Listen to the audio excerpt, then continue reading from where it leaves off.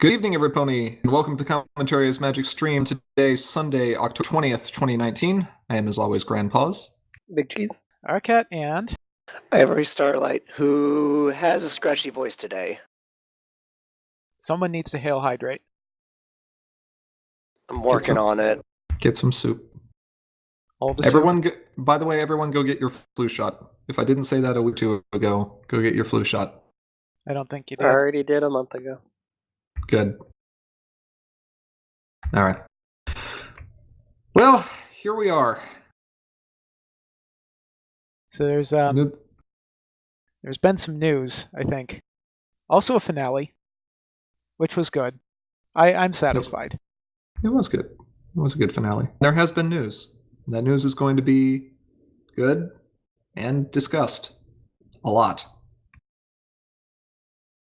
We appreciate many of you having submitted questions. We know that there are many concerns that are out there in the community, and we hope to be able to address as many of those as possible and build everyone's confidence in what we have going forward. So, Ara, what have we gotten ourselves into? Well, recently there's been some news about the 11th set, Leaders and Legends. In short, it's going to be released November 4th. That's the day after Ciderfest Continentals, and it's going to be print and play. This means that everyone will have access to every card in the set immediately upon release. That seems good for deck building. Needless to say, this has generated some questions, ones that players deserve answers to. So let's start with some obvious ones. Okay. Why? Why is this the direction that we're moving? Basically because we believe that this is the best option for the future of the game. The alternative we've got at the moment is no more content, letting the game stagnate due to lack of new content, and quite frankly, this puts a damper on players enjoying playing games with cardboard ponies. People are going to get bored and wander off, stuff's going to get uninteresting and stale, and it's just not going to be fun. And I like playing with cardboard ponies. I also like playing with cardboard ponies. And we're pretty sure that most of you also like playing with cardboard ponies. And it's important to keep in mind that we're in the same boat you are. We want to see this game continue, and this work has to be done. This is a labor of love for us. We are not getting paid or compensated for Leaders and Legends in any way other than just being able to play the game still. That's our satisfaction. That's our reward at the end of the day. All the Patreon that we have set up, that has no bearing on how organized play ahead continues. All the Patreon is there for, and I think we need to make this clear, is for extra added content creation like weekly streams or other various events like that. Extra fan content. And even that will eventually be looked at. So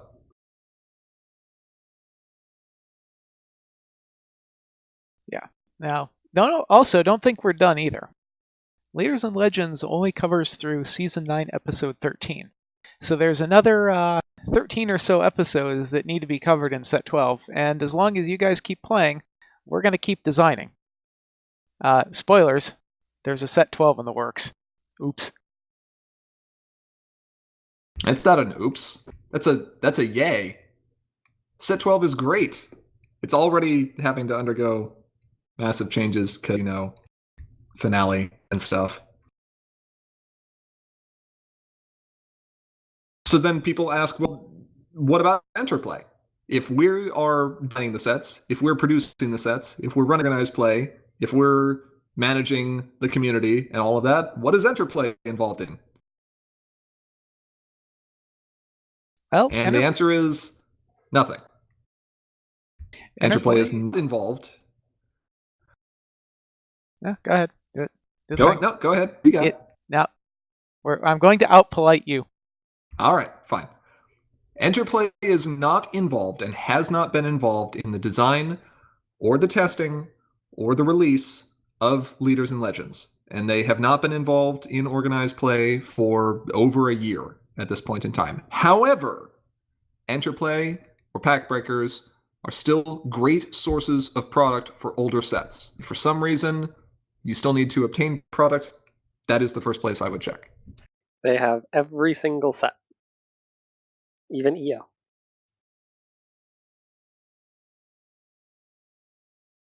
Now, you mentioned something earlier about print and play, Ara. Yeah, I did in fact say print and play. That is correct. Now, before anybody asks, no, it's not feasible for us to do the print runs ourselves and sell cards to players. We are not interested or capable of dealing with the nightmares that this would entail, which unfortunately means that you, the players, will need to print the cards out yourselves. On the positive side, this means that you'll have instant access to play sets of everything for far less than it would cost to buy the packs just to get a set of rares. So, budgetary concerns for the release of Leaders and Legends, not really there, gonna be honest.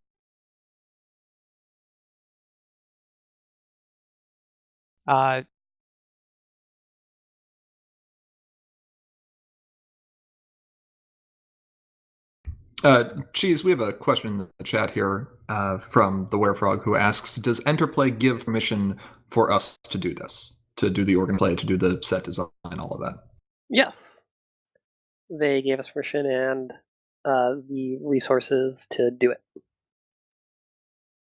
Bear in mind, they are not involved in the design at all, or the production or release of any of the cards, but they have supported us in our efforts to do so. And we have had much communication back and forth with individuals there at Interplay.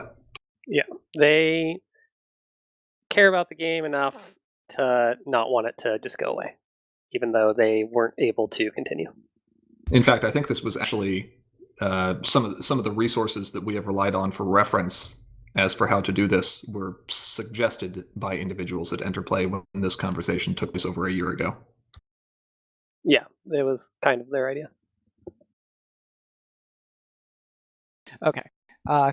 Continuing, upon release, the cards will be available to everyone for free in several formats. In Ponyhead Resolution for online play, in ready for print PDFs, in both letter and A4 format for our European friends, and as a package of high-resolution images for players looking to arrange printing on their own. The tournament rules will include some information about which cards can be proxied and requirements for those proxies to keep the cards that players print out somewhat consistent. To TLDR this, since it isn't all written yet, black and white or color proxies of Leaders and Legends cards are allowed. Opaque sleeves will be mandatory for decks using LNL cards so that they're not distinguishable from others. And altered images of Leaders and Legends cards will not be legal for play in sanctioned events. This doesn't mean that you can't go and tinker with them for fun in your own play groups, but if you're at a Tier 2 or Tier 3 tournament, you'll need unaltered versions.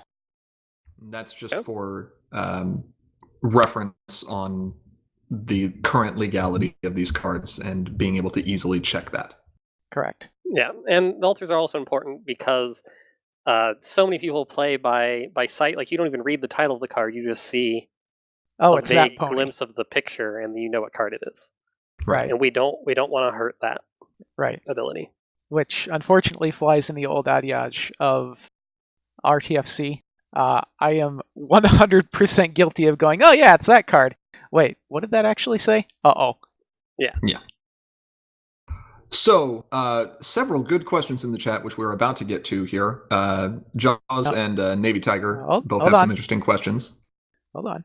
So, we're going to get to some of these, and we have a bunch of questions cached up from the forum, and at the end of that, we'll get to questions from the chat. Right. I will very quickly here just answer Werefrog's question, because I don't think we talked about this yet. If errata is done to cards, yes. It is our intention that a new file download of the cards from Leaders and Legends will be released with every comprehensive rules update reflecting any changes that have been made on the cards since then. and only the most recent version of those cards will be legal to proxy in tournaments. Is that correct, Ara? That's the way we'd like to do this. On account of some players going to significant lengths to print these out, I think it is acceptable for us to treat this on a similar basis to existing stuff, where we're going to try very hard to not have to issue errata. Yeah. But if we do have to issue errata, I believe it would be best to handle it in a similar way. If there's something really egregious that would result in a card getting, like, banned, for example, then potentially. Right. Errata is still confusing. Ultimately not a very efficient way to handle a physical CCG balance. It's not what we want to do. It forces players to look in multiple places for card information. It makes tournament organizers' lives a nightmare, and you as players' lives a nightmare. Because you don't want to have to look at a card and go, wait, crap, is that the current version? It's easier to handle published errata through the OCR. Right.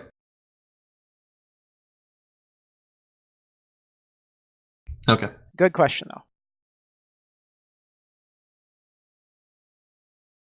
Okay. So I think you were talking about how do players get these printed? Yes. So the next question is, how do I print it? This came up a lot. So there's several options here. The first is you can print PDFs out on regular paper, cut on the lines, and tape the paper to a spare common and stick that in a sleeve.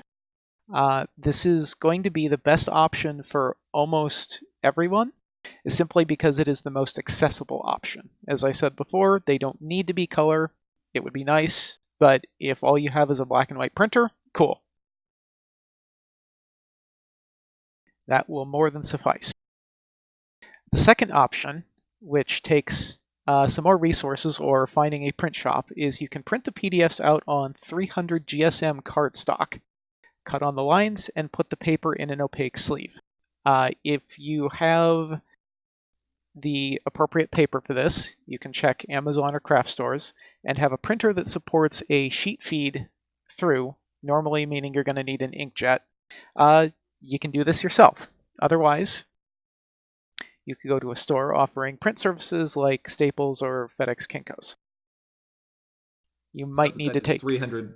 Sorry, go ahead. Yes, 300 GSM, grams per square meter. In the case that you take these somewhere to have them printed, you may need to provide the stock yourself. You almost certainly will. You will also want to look for gray core, which is a separate factor on that cardstock. The important thing to keep in mind is if you're going to print these yourself, you want to be sure that the cardstock that you're going to use is going to be completely indistinguishable from that of other cards that you are using.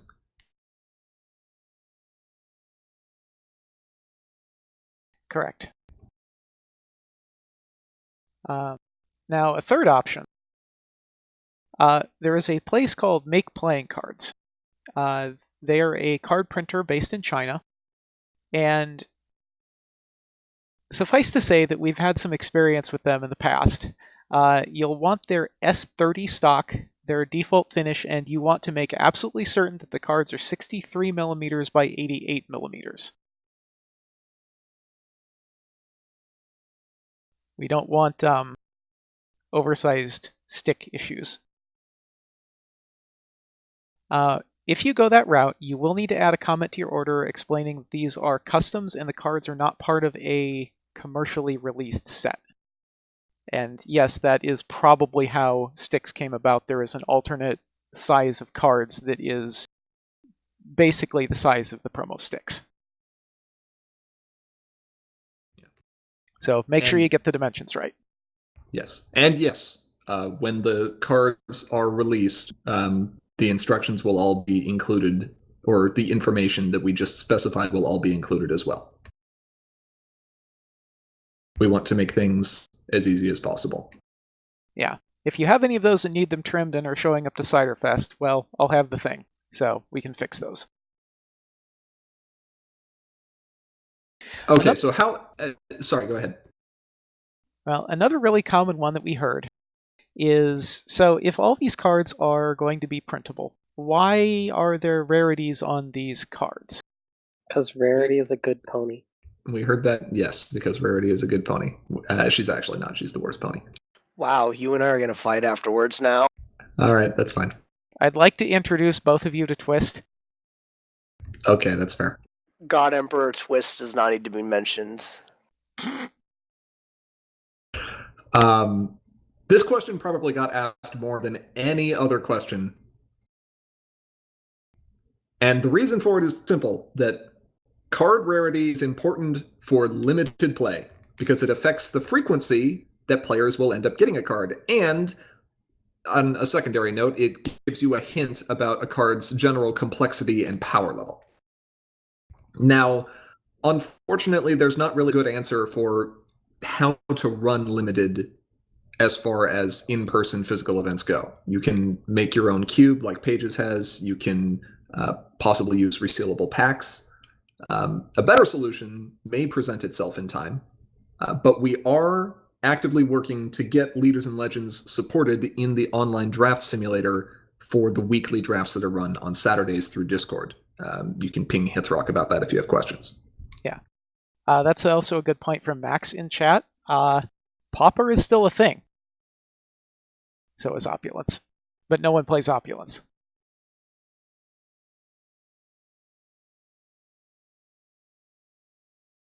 I mean,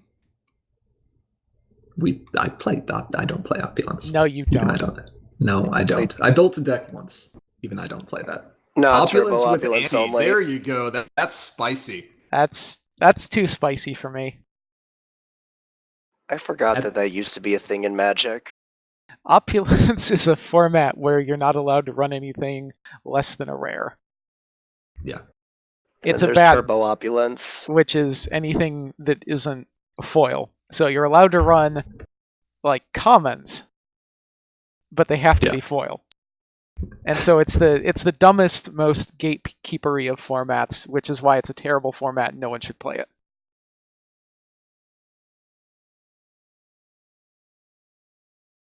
Yes, you do actually have to have a single exception for the starting problem.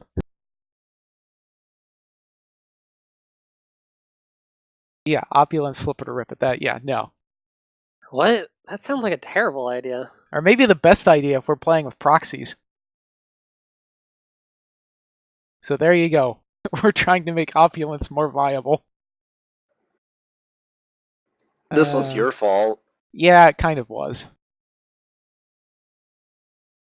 Oh, shenanigans. Let's see. I think that was all the major points that we needed to cover before going into the individual questions.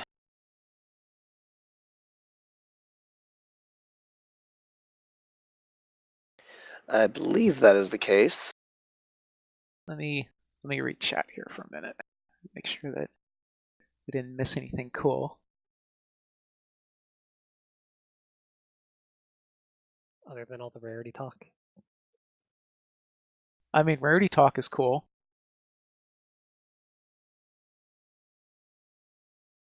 Is there a bug pony? Of course there's a bug pony.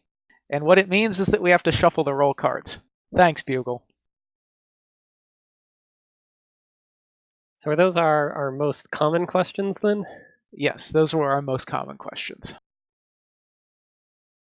Let's see. So I think, as we said earlier, we've been collecting questions from the forum linked in the announcement. So let's go over some of those. Let's see here. Animoy asks, will proxies for pre-LNL cards be allowed in all tournaments? So Coco has its own rules about this, but in general, no. Cards from sets prior to Leaders and Legends must be officially printed ones. Those were commercially released. If you want to play with those, you need to go, get them through normal release channels, which means, unfortunately, you also need cards from packs for older sets.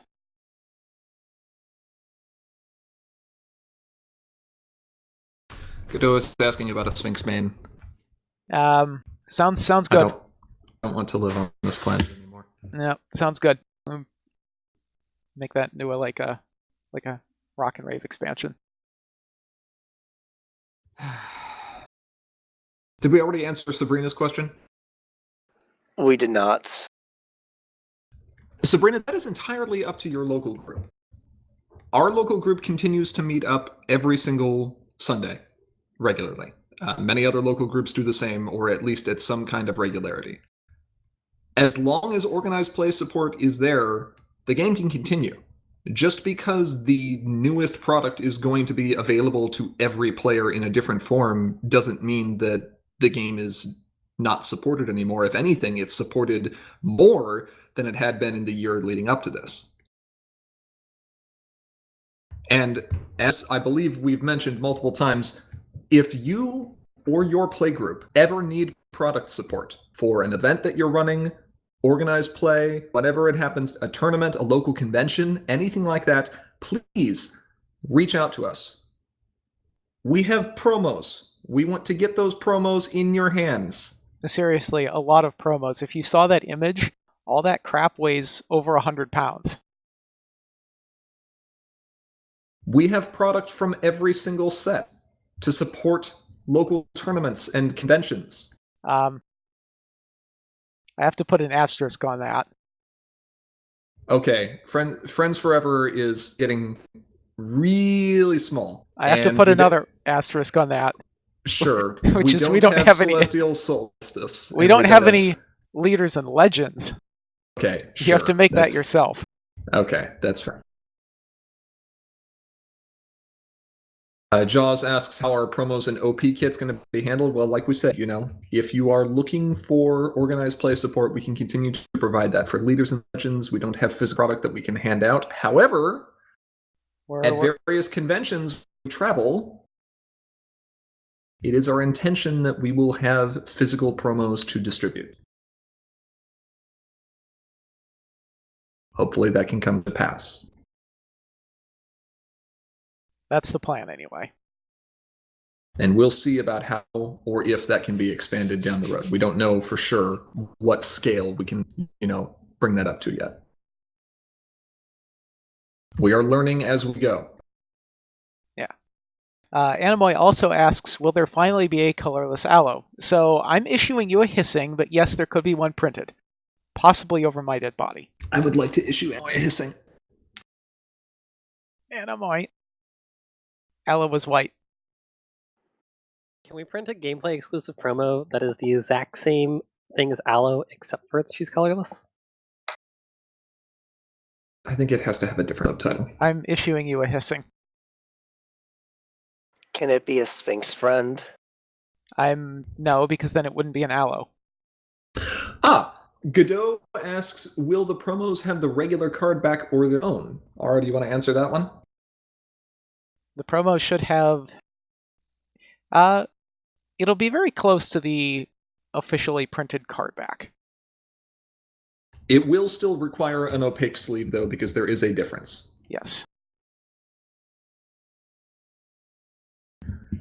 Sabrina asks, since you need the older product for some cards, what happens supply and demand outweigh each other? Well, the same thing that happens with every CG when a set has flooded the market.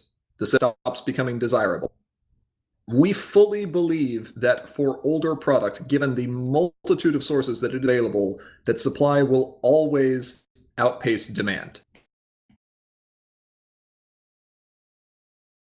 And if that does not come to pass, then we can reevaluate how we handle allowed proxies and like that. But if you are looking for old sets for Harmony, Premier Block especially, you will be inundated with product anywhere you look.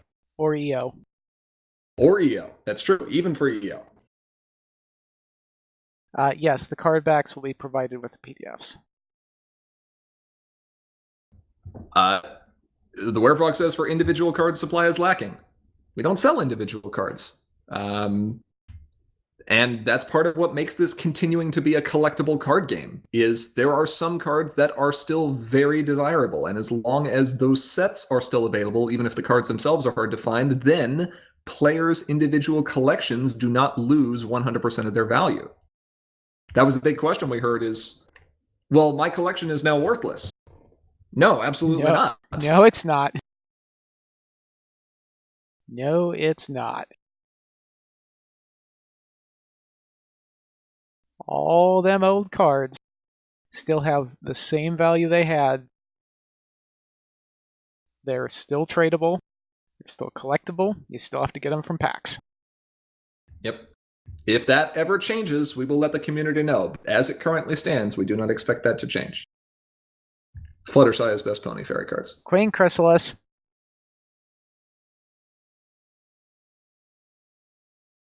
Sabrina, that is a fan suggestion, and that's great, but not something that we're going to be answering at this point in time. Yeah. Okay. Moving on with the submitted questions. Smithers asks, will there be any new officially printed cards such as promos? I believe we have answered this out of order, because GP likes jumping the gun. Good job. Have a cookie. What flavor would you like your cookie? The answer was yes, by the way. The answer was yes. The promos for Leaders and Legends will not be functionally unique or gameplay exclusive. They will be like the EO block promos, where they are just different art and flavor of existing cards that are otherwise available. Yeah, gameplay exclusive promos are problematic. Kind of awful. Like Farm Formare, that was No, that was 100% a mistake. Keeping cards behind extremely limited access like that is not fun. Especially when that card ends up being so critical to a lot of decks. So that is a mistake that I believe has not been repeated since Premier Block.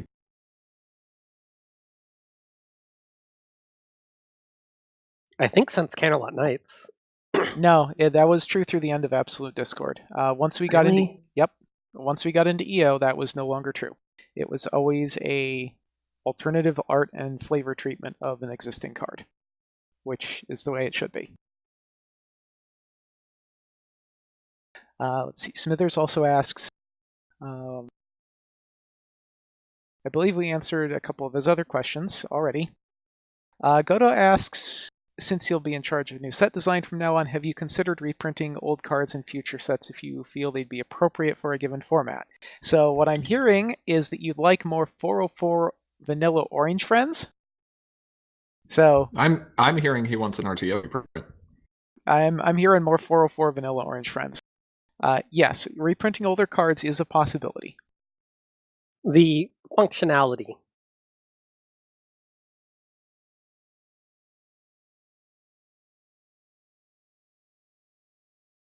$505, all right. Set's just rampant with power creep. I mean, that's an entry card right there. Java asks, do you plan on releasing any more sets? So, as we said earlier, pieces of set 12 are being worked on already. Joe asked, can we recommend a good card printing service to use for this? Something comparable to the existing cards? The suggestion for Make playing cards is as close as anyone's going to get.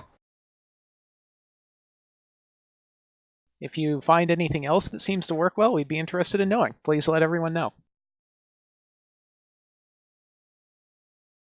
Let's see. Circuit Main asks, will it continue into the next generation or previous generations? As we said earlier, as long as people are still playing, we'll keep designing. If that takes until G5 comes around, there's currently no reason we can't continue. Older generations, I'm not so sure about. Do you 3.5 set? Do you not? No. Do you really want a card that's just Rainbow Dash always dresses in style over and over again? Maybe. Don't ask that. People will say yes. No. G35 was horrifying. Absolutely not. Now, G3 Minty, maybe. We'll see about that.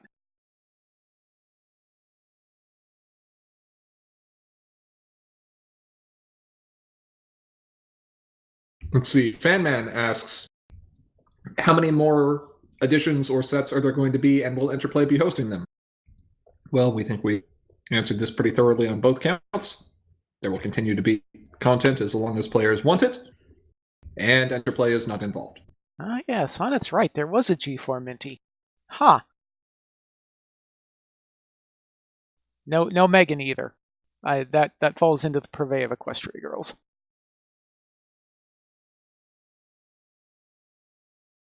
Power creep is something that we strive to actively curb. Note, I did not say eliminate, I said curb. It's like inflation. You want an extremely low inflation, but there has to be some. Otherwise, there would be no reason to use any of the new cards. Yeah. Rachel Green asks, how will transitioning to print and play affect the rarity of cards, seeing as everyone will be able to print everything freely? We've previously answered this. How will previous sets be uploaded? Also, we've answered this. Will there be official specifications for printing of proxies to ensure we don't end up with promo stick situations? Yes.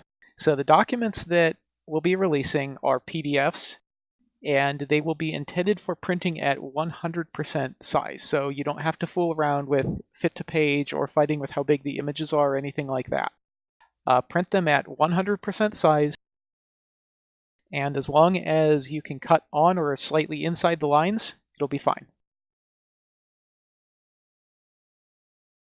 Jaws, I see your question there in chat. We will answer it in due time. Sabrina's. We got Sabrina's, though. Yeah. Let's see. You want to grab the next one here? I'm chewing ramen right now. No? All right. I can get it. Go for it. Will card assets be public use? So the templates we're using are not something we can release. We have permission from Interplay to use them, but we do not have permission to release them. That permission is not transitive. The second question of this set is, any intentions of doing an Equestria Girl subset in the same vein as Rockin', Rave, or Celestial Solstice? So, from feedback we've both watched Interplay themselves get and receive ourselves, it seems like most players are not interested in having Equestria Girls show up in the card game. So we're not going to say no, but I wouldn't expect... As pedestrians. Yeah. Bacon will be making appearances as her pony self. So we're not going to say no to that one, but I wouldn't expect us to be doing that in the near future. I'm going to say no to that one. Roll over in my grave before I see humans.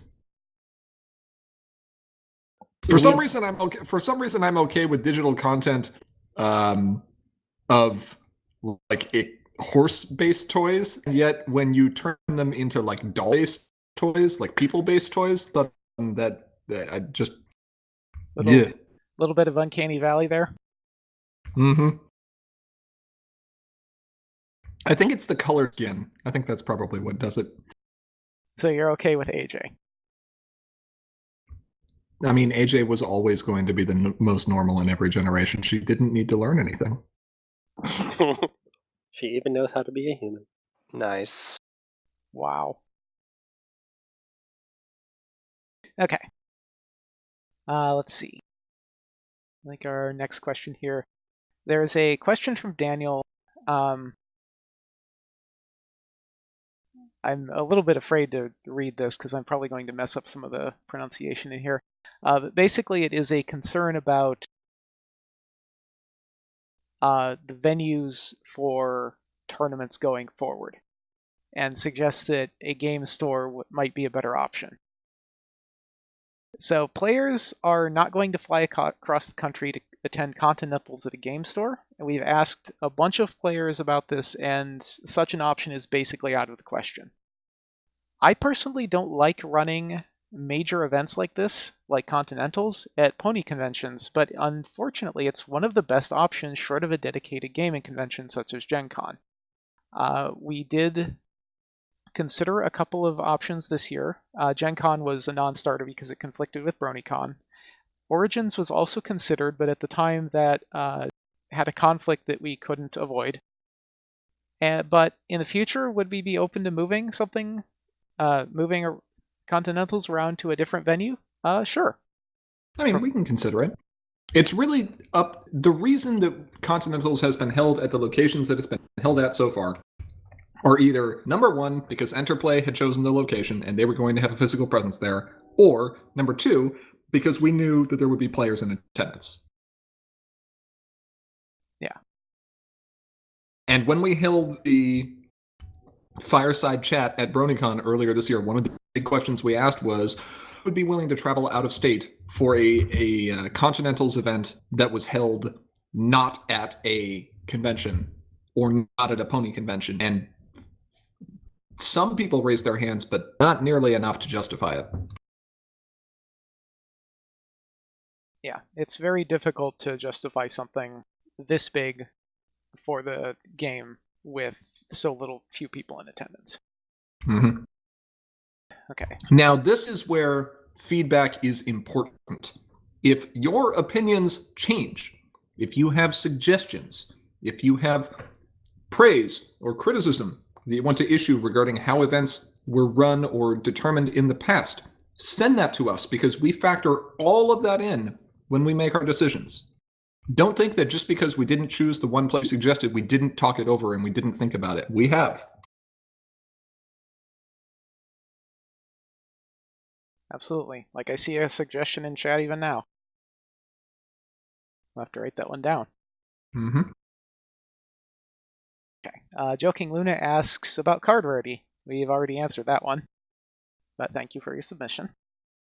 Mike S. asks, what kind of extreme overhaul extensive leadership / management changes are being made so that projects do not fail when they are seemingly almost complete? There's a long rant that was also submitted along with this, but there's no actual questions in here, so we will not, does not bear repeating. The biggest answer to that is, we're not Interplay, we're a community organization. That alone is a significant change. That being said, in terms of involvement and the number and kind of individuals that helped to playtest or offer design suggestions or things along those lines, that actually hasn't changed since Defender Equestria. The same team that was involved in Defenders has continued being involved in every set since then, and many of the individuals who were there in Defenders had actually been there long before. Many of you know that I was a playtester for a long time and a member of the rules committee. I started playtesting back during Crystal Games. You poor bastard. I've done this for a long time. Okay. I also see we have several questions about the dice set. If you keep asking, I'm going to print a gameplay exclusive promo card named the dice set and never release it to anyone. And it's going to do that anyway, don't I? It's going to be amazing. I kind of want to. I know. So, Fanman brings up the point that BronyCon was the closest event for him to travel to, and all the others were a $1,000 trip to play a card game. Consider this. Yes, that's true. BronyCon was a good avenue to hold particular events. But if BronyCon was close to you, then that meant it was a $1,000 trip for somebody else. When you move a convention from one coast to the other, you change which group of people has to pay more, but you don't change the fact that some people are going to have to pay. And when you put a convention in the middle, you make travel shorter for everybody, you generally also make everybody have to pay something. Can hold it out in the middle of nowhere. Yeah. So go do it where they do Burning Man. What, in the desert? No. Several different flavors of no. I'm going to go with no on that one. Gonna go with no. Sabrina asks if the updated rulebook will be with the next set. So I think what you're talking about there is like a learn to play tutorial. It is something we have had on our radar for some time, but there's obviously been a lot going on that has been taking our time. It is something we would still eventually like to do. If you are talking about the comprehensive rules, those are already updated, and they continue to be done every 3 months. Or so. Every quarter-ish. Yeah, if you're referring to the small little pamphlet that came with starter decks, there are no starter decks anymore, unfortunately.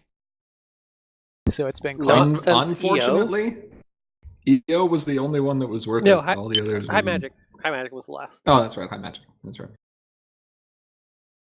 Yeah. All right. More submitted questions. Okay. Hamcha asks, as Interplay is getting out and out more, how is the license being handled? Is Sim free to make as many cards as we want, or does Hasbro have a voice? So, Leaders and Legends is a fan project. It's not associated with Interplay. Hasbro could always kill absolutely anything on a whim, up to and including conventions and fan art. But in general, they shy away from doing that because that would turn into a PR disaster. Something to note here is that this is a primary reason why we do not want to be affiliated with the sale of any kind of product resembling Leaders and Legends. We will not sell printed sets. We will not take money in order to print sets on commission for individuals. We do not want... we appreciate support. We don't want to be paid financially for basic organized play or future content development, because all of those things add more and more potential liability. We have to be very careful with how we manage all of this, and a lot of this, like many aspects of conventions and the fandom in general, are kind of just flying under the radar. So to reiterate a point earlier, the Patreon is, and what we do there is completely unconnected from this. Correct.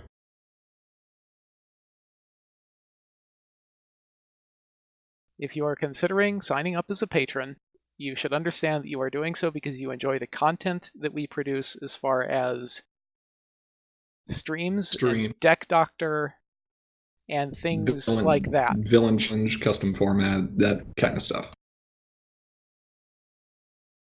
Patrons don't get any kind of early access to any kind of set development resources. They are completely disconnected.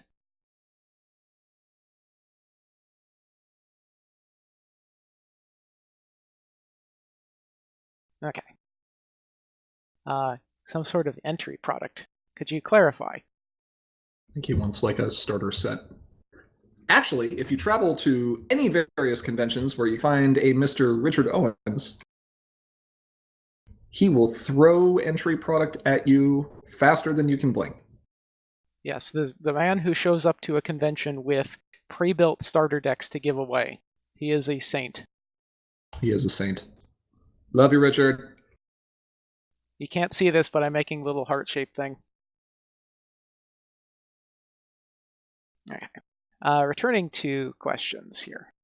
Fault Brescia asks, if we're putting on events, can we get support, particularly in Europe? So the main problem here is international shipping is kind of expensive. There are a couple of locations that we've just had no luck getting product to for customs or other reasons that we can't really divine.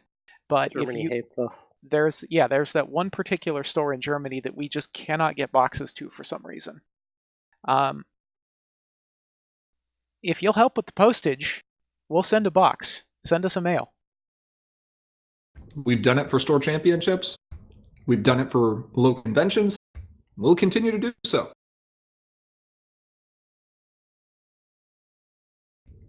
Fanman Third asks China. Obligatory, don't trust China. China is, well, I'm not going to finish that statement, but you know what I'm saying. Be nice. Naughty. I'm assuming that's asking if support could be sent to China? It's unclear. Pay for shipping to China. If you are internationally located outside of the United States and you would like to have physical product sent to you, and you are willing to pay for international shipping to get that product to you, we will send you the product at no cost international shipping. Beyond. And we'll throw in some promos for good measure. That cut off a little bit there. No cost beyond international No shipping. cost beyond international shipping. And we will throw in promos for good measure. Because, oh my god, please take our promos. Yes. It's the same policy that we've been offering to continuously to everyone around the world. Which is essentially, if you would like a box, send us a mail. The box costs $50 plus something for international shipping if you're international. And the only real request we have is please post a tournament report to somewhere, Reddit or Facebook. What about Dig? That's still alive? No. I don't even know. Do not try to find on Pinterest or Instagram. Live journal? That's still alive? That Tumblr. actually is. WordPress. I don't know. Cripes. Tinder? I'd be impressed. We're just... No. No. I'm issuing both of you a hissing. TikTok. Google Plus. There you go. Yeah. No, that one's dead. Don't even try. Let's see. Will there be a set for Equestria Go? I believe we've already answered that. Not... I believe over Grandpa's dead body was the answer there. Yeah. Currently. I like the music, if that counts for anything. None of you should really be surprised by that. The music's great. It's just everything else sucks. All right, I'll stop bashing Equestria Girls. No. Okay, hold on. So to clarify that answer, Fanman, no. If you contact us, we will send you a box. We need to, we are asking for help in doing the international shipping because that is expensive. The sizes of box we send out are predicated on how much you ask for, and essentially we can work that out over email. Ferry, that is something to keep in mind as well, is if you are, I think Ara has already reiterated this, but if you are purchase product for your own personal use or just purchase boxes for regular meetups, we do have product available that is heavily discounted for organized play use. But it must be used for organized play. Correct. It cannot be for personal use. So. Okay. Let's see. Blue Fairy has a question here. Number of cards on the set. Are we allowed to know? I don't know. It's between 140 and 150. Yeah. I feel like that's a fair enough answer. Yeah. I believe the comment we gave in Discord earlier was you would want to plan for 156 cards worth of printing, but that is an overestimation on the number of cards. Right. To account for double-sided mains and some other stuff. Right. To bear in mind, by the way, the same number of cards you saw per set in physically printed sets were primarily there because professional printers, print these things on sheets, and so the count is very important to make that as efficient as possible. When it's print and play, that isn't as necessary to get exactly precise. You still have to keep things like limited format and bounce and card occurrence in mind. But if it's off by 1 or 2 cards compared to previous sets, it's not going to be a disaster. It doesn't matter, right? When Interplay printed these, the sheets had 121 cards on the regular ones, and I believe 100 cards on the foil ones. So that put some restrictions on number of cards, sequence lengths, etc. Are we really at less than half of the entire set spoiled and we have 2 weeks to go? We're going to have to do something about that, aren't we? Man, we are. All right. Let's see. Submitted questions. HypnoHooves asks, is it intended that set 12 completes the current blocks and a future set 13 would not allow Odyssey block cards as part of core? So we rearranged the blocks some time ago. The release of Leaders and Legends will actually begin a new block and cause Odyssey's block to rotate out of core.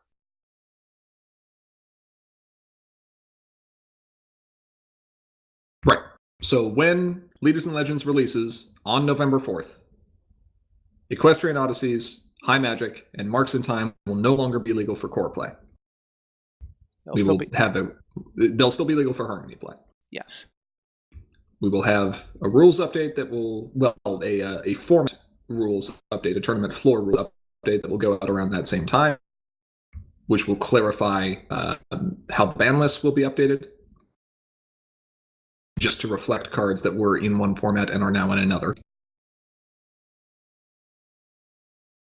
And shortly after the set's release, I would imagine we'll get a comprehensive rules update and OCR update as well. Yes. There's an awful lot of work involved in releasing a set, so not all of this will necessarily drop at the same time, but rest assured it will come out as quick as we can. We do have day jobs. Yes, we do. Some of them I should really spend more time on mine, but Yeah, so should I. Oh well. Jason Williams asks, will Sim be offering services to print cards? And I'm just going to cut this off right now and say no. We've already discussed this. We are not willing or able to deal with printing cards. He also asks, how will the quality be? So this depends on how you print the cards. The card images that will be provided in the release are comparable in resolution to Defenders of Equestria, Equestrian Beyond, and Friends Forever.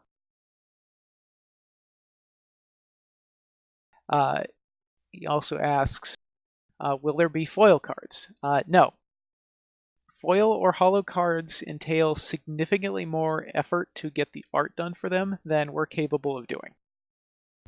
For reference, I once asked what the cost of getting a foil design for a card was compared to the cost of just getting that individual card design. And Interplay was still, designing cards and producing sets. It's about a $10,000 markup. That's what the skill and time required to do that is generally related to. Yeah. It is non-trivial. It is far more difficult to get the print line set up. It requires more complicated art. Just difficulty everywhere. Yeah. Max asks in chat if updates will be made to the rules to allow for recourse if an opponent has crappy proxies. Yeah, it's going to be built into the tournament floor rules, and kind of in the same way. If a card is detectable from within the sleeve or otherwise noticeable, it's basically considered a marked card. If your proxy is too large, if the piece of paper is hanging out of the end of the card sleeve, if you put it on a cardstock that is too thick or too thin, if you just print out a piece of paper and put it in your sleeve, none of these are acceptable. Don't just print a piece of paper and put it in your sleeve. It's not going to work. If you do that, you do need to tape it to a common or something. Right. And the tape is important here to keep it from sliding around. Correct. All right, back to some submitted questions here. Okay. I believe... I know where we're at. How will promos be done? Yes, how will promos be done? Well, we've answered. So we have answered that previously. Prism Light says to bring a printer and paper to our events from now on. We already do. That's a good idea in general because just having match slips and being able to print stuff like deck lists or blank sheets out, it's really, really convenient. Bugle asks what a proxy is a little too small. If it's not detectable and it fits within your sleeve and it is still legible, then I don't currently see an issue with that. Assuming that you are printing the documents at 100%, the worst you can do is cut into the actual art inside the black borders. So try not to do that. Yeah. Cut on the black lines. Cut somewhere in the black. Other games have done this before, and they don't really have an issue. Like, I assume occasionally we'll have an issue, but it's not going to be a big thing. Yeah. If you have questions, by the way, if you know you're going to be playing in an event at some tournament or some convention, and you think, boy, I hope my proxy is accepted, take it to us in advance. We are more than happy to double check that for you. There will always be at least one person you can check with who will not be competing if that's what you're concerned about. Or you just take the individual cards out and ask. Yeah. Let's see here. So, Sabrina asks, how will players connect with each other to play the game? Well, there are local play groups in some cities.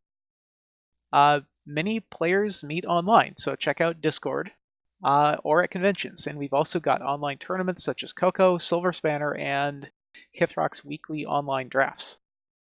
So if any of that even sounds remotely interesting, hop on the Reddit, hop on Discord, check that out. To ask how players are able to connect online, there are 2 major platforms, and we can actually say their names now. Right? Basically. All right. Use Octagon or use Tabletop Simulator. There you go. The blackout has been lifted. The cat's out of the bag. Yes. Thank you, Bugle. Thank you, Bugle. The main event asks, with regard to Continental Championships coming up, are there going to be prize promos from Interplay, or is the Continental scene finished now? Absolutely not. I already have the bunny promos printed and in my pile of stuff to bring to Ciderfest. Hey, who missed having a promo with, like, the foil stamping last year? I did. Yeah. That was sad. Hey, guess what? That's a darn shame, because these ones are foil stamped.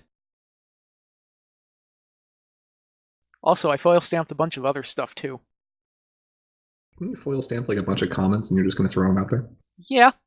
I think there's a pearl that also got stamped. Ooh.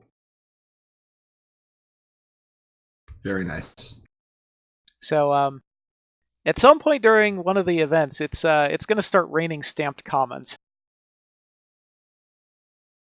I think Fanman's question is very important.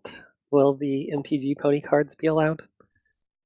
And the answer is only in Nightmare. Well, correct. Now, in Nightmare, those cards are allowed. Now, those are not allowed in Nightmare. They are allowed in Chaos. Ooh, that's expensive Chaos format.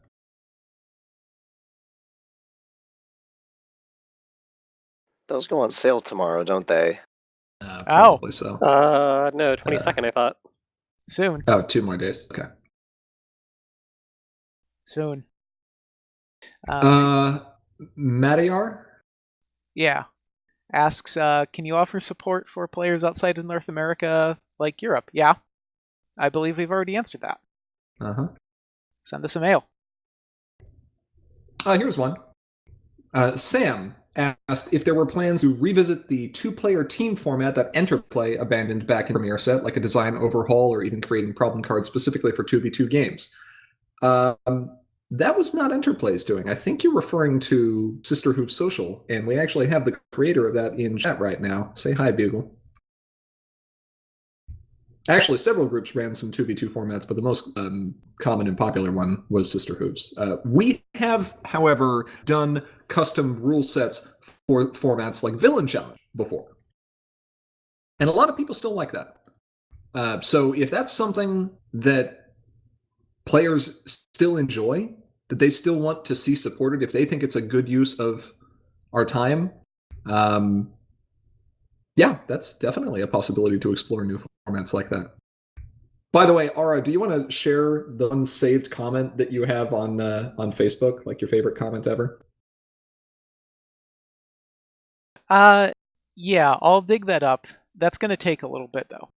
I mean, you can just relay the story on it. Well, okay. Let me go find the random picture here. While we're doing that. While you're finding that, the Werefrog... sorry, go ahead. Okay. Well, actually, Werefrog, we will answer that one at the end of all the submitted questions. And... okay, got another one from Jazeera here that we'll have to answer at the end as well. Yeah. Okay. To paraphrase this, right after the release of the Nightmare Moon Villain Challenge, someone went on Interplay's Facebook and asked, okay, so this new format explains the last few months of development, but I'm left with only one question now. Why are you working on a different format instead of the next set?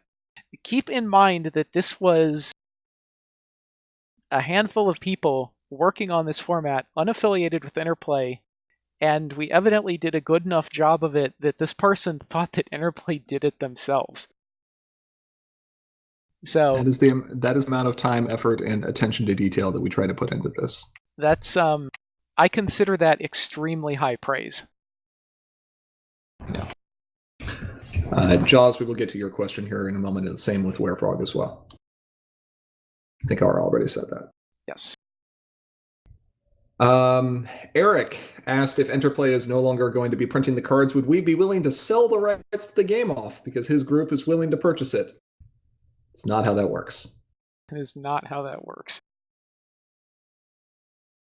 There was another question about how we prevent cheating with the Leaders and Legends packs if players are able to cut them out. Well, there aren't physical packs for product.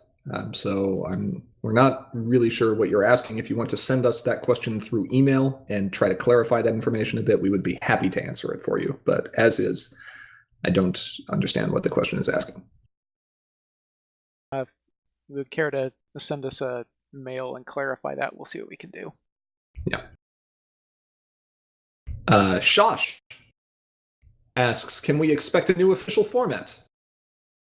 Well, we are going to have a core rotation. So the Odysseys block is going to be rotated out of core. That's going to change quite a few things. We'll also technically have the Leaders block, which will consist of Leaders and Legends. So what I'm hearing is I need to go like ultra hipster here. Yeah, but we all know that Leaders and Legends Pauper is super easy to build. For reasons. Don't worry about it. It's gonna happen. I'm gonna make that deck. Yeah.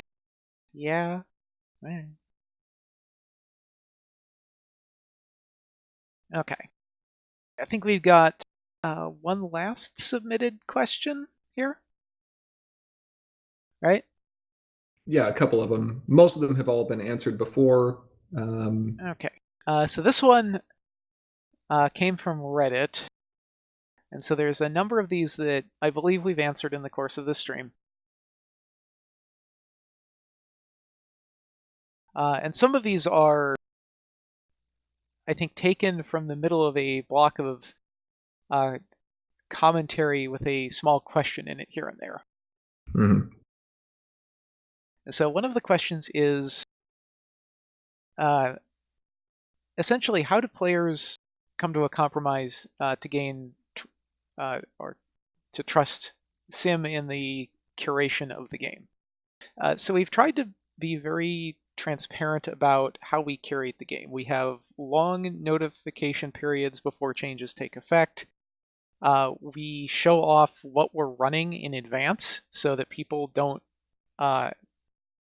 or people have it like we're running at significant disadvantages in tournaments. We don't have the ability to, for example, come up with the next tier 0 combo deck or something. We rotate judges at national competitive events to ensure that there is not one single individual who maintains a bias. We, as stated, announce any rules updates long in advance and go into excruciating detail about why those particular rules were updated to say what they say now, so that there is very little room for confusion or error or missed judge calls.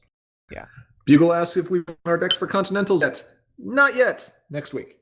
I still don't know what I'm running. That's why we're giving you a week. They more or less showed off what I was running last week, so... I would run Oops All Bombs. If everyone I was knows running. what I'm running. Yes, everyone knows what you're running. Pile? Not yes. yet. Godot asks if we'll print a hissing as a resource so Aura can literally give people a hissing. You know, Yes. if I Good was flavor suggestion. if I was smart, I would have printed one of those. Bugle trying to sandbag everyone into playing Silverstream, so he plays a deck that doesn't care. Nice. Okay, let's return to a submitted question for a moment here. He asks, how will Sim effectively continue quality control of the game? This is being asked specifically in the context of fan content. So other groups and people are free to make sets as they have always been. However, tournaments will continue to be run by the floor rules. If the floor rules say that a particular set is legal for play, and if Sim has released that set to the public, then that set is legal to play. You'll note, if you are a member of the Discord, that we actually requested that fan-created content be relegated to its own channel. Because just like Interplay had potential conflict of interest and copyright issues seeing fan-suggested content, since Sim is now designing the game, we kind of have the same. We have similar ones, yes. Sim cannot see that channel. I know it exists, but it's not even displayed for me in Discord. I can't see it. I can't see what's in it. I don't even see that it exists. Yep, same.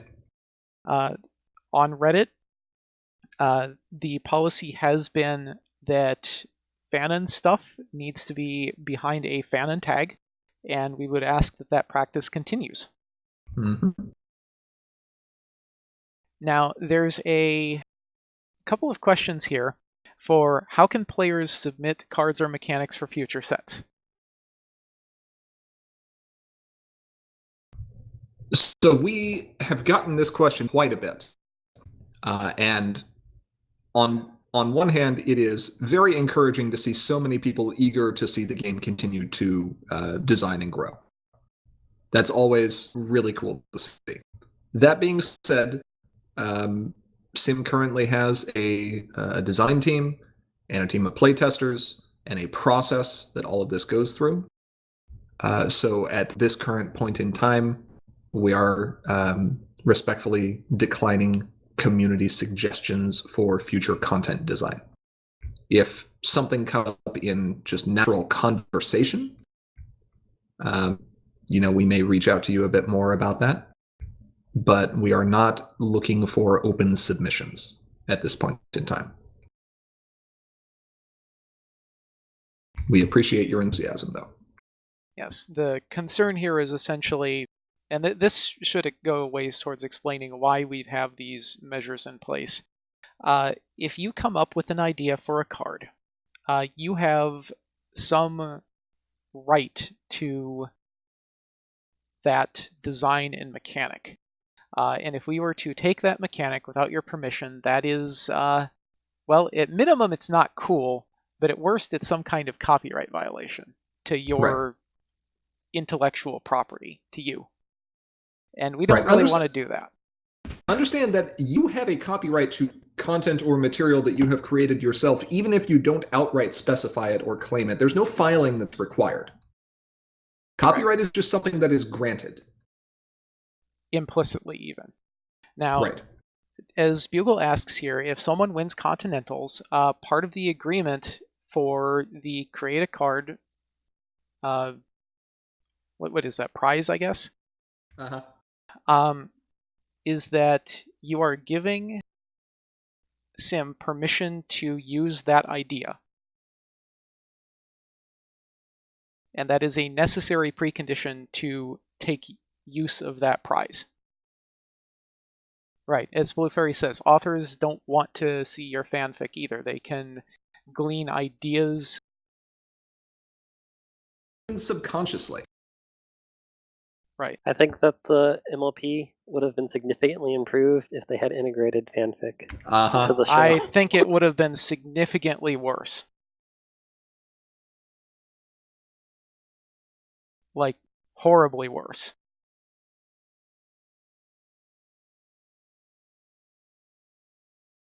Okay. let's see. We had another question earlier in chat. Let's see. I think there's one more question here. Oh, okay, go for it. Let's see. There is a. Let's see. This is going to be a direct quote here. They, meaning Sim, cited several points, but in short, Sim felt... or wait, no. Hold on. I think this is their play group? Yeah. Players cited several points, but they felt that various community resources were not evenly discussed or acknowledged, and many were unaware of the Skype chat or Discord group. So, let's talk about all the ways that you can communicate. Your local group can obviously use whatever you want. The primary location to find active communication and interaction with players of this game online is the Discord group, of which eBugle has been kind enough to link that channel in our chat right now. We will also be more than happy to provide this information to you. Send us a message on any of the platforms we are on. The second most common place for discussion is the MLP CCG subreddit, which is an open subreddit that anyone can join. The third is there is still discussion that occurs on Hey Canterlot. And from there, things kind of drop off currently, though the most common places to see people discussing the game. Is the Skype group still active? Nope. In fact, check this out. Here's an easy-to-remember website with links to all of this.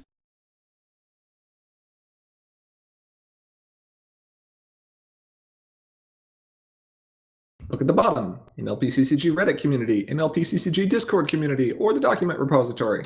Hey, look at all that. Hey Canterlot is a website, a group on Facebook, the Werefrog. It is a private group, I believe. It might be. It's closed for some odd reason. I complained about it back in 2014 when I joined. But if you request to join, chances are you will be accepted after 24 hours when one of the mods see it. I don't even know who the mods are on that. I don't either.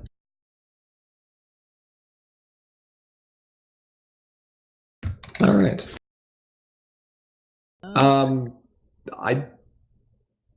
Okay, Jazira's question here, I think. Because I believe we've answered Werefog's questions and a bunch of other random ones. So Jazira asks, how about an official organized play site? So we've been over this one before. Essentially, the subject matter of this game is adorable cartoon ponies. And there are various laws in at least the US and probably other countries, or the EU itself. Yeah, the EU is a nightmare when it comes to this stuff. Yeah. Essentially, if just because the subject matter implies it's targeted towards children, the entire website is assumed to be targeted towards children.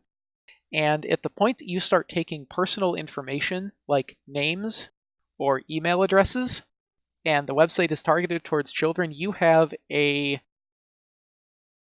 forest of legal crap to wade through to not just immediately burn and die. Right. It is... We don't have a team of lawyers. We don't even have a lawyer. I have a friend who is almost a lawyer. So it doesn't count. He's still going to bill me for time. Right. Because he's a lawyer. Correct.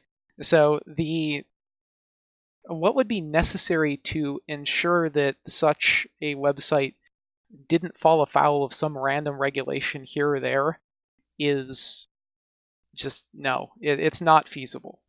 At minimum, I think it's like LLC incorporation. Yes. And that's merely to provide some kind of isolation so that we personally don't burn and die from the lawyers being like PIPA violations or SIPA violations, because those are terminal for large companies, never mind what they would do to individuals. Yeah. So, if you are looking for organized play, collected information, or statistics, you may be interested in looking at Cursed Chords Tia ratings, because of course he named it Tia. Of course he did.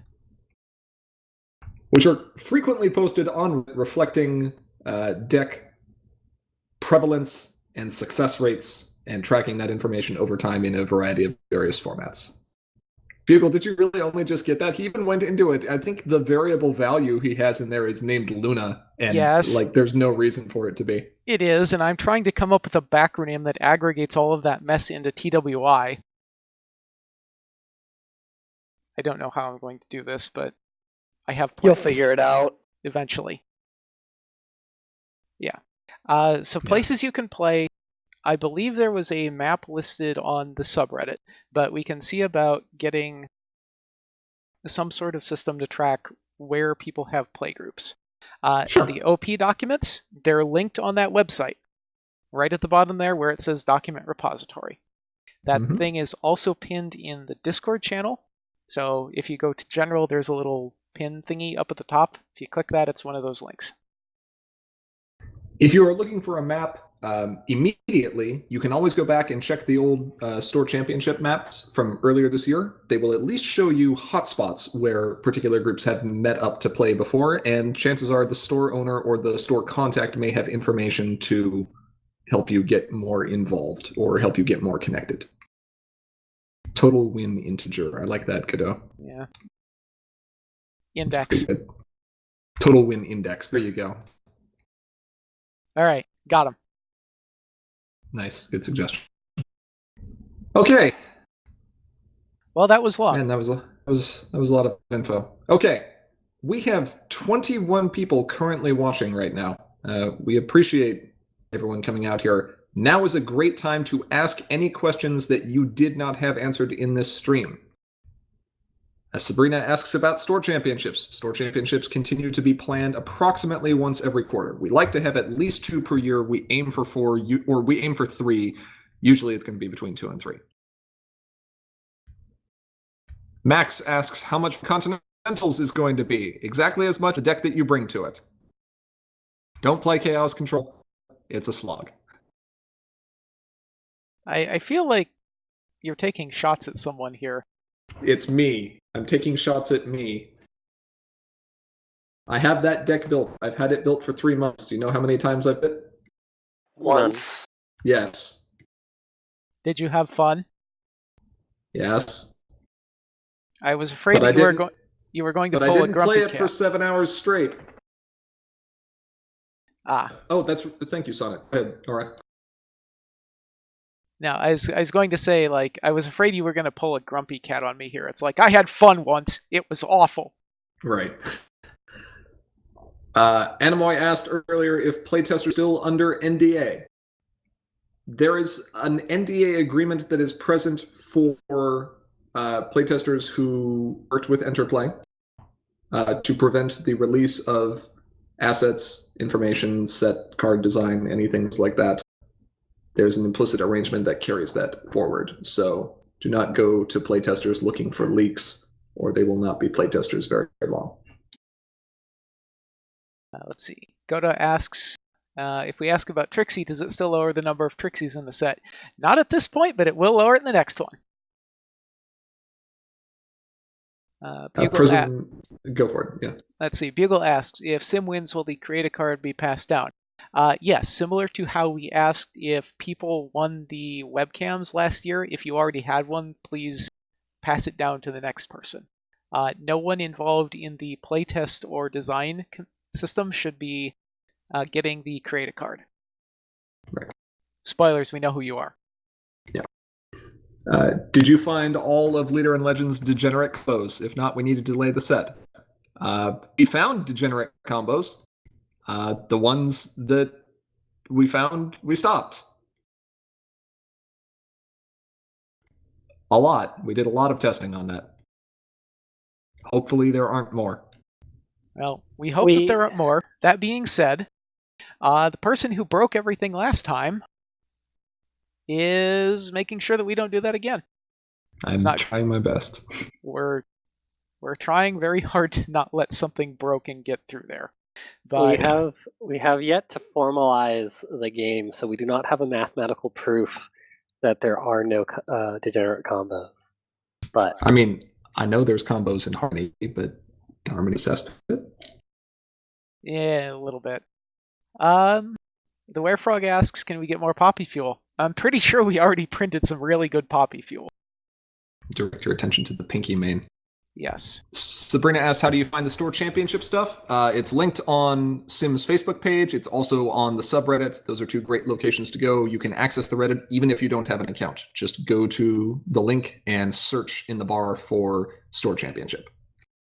Yes. In the past, we've been not great about making sure stuff gets cross-posted to, for example, Twitter and Facebook. We are actively working to not do that and post more stuff to those.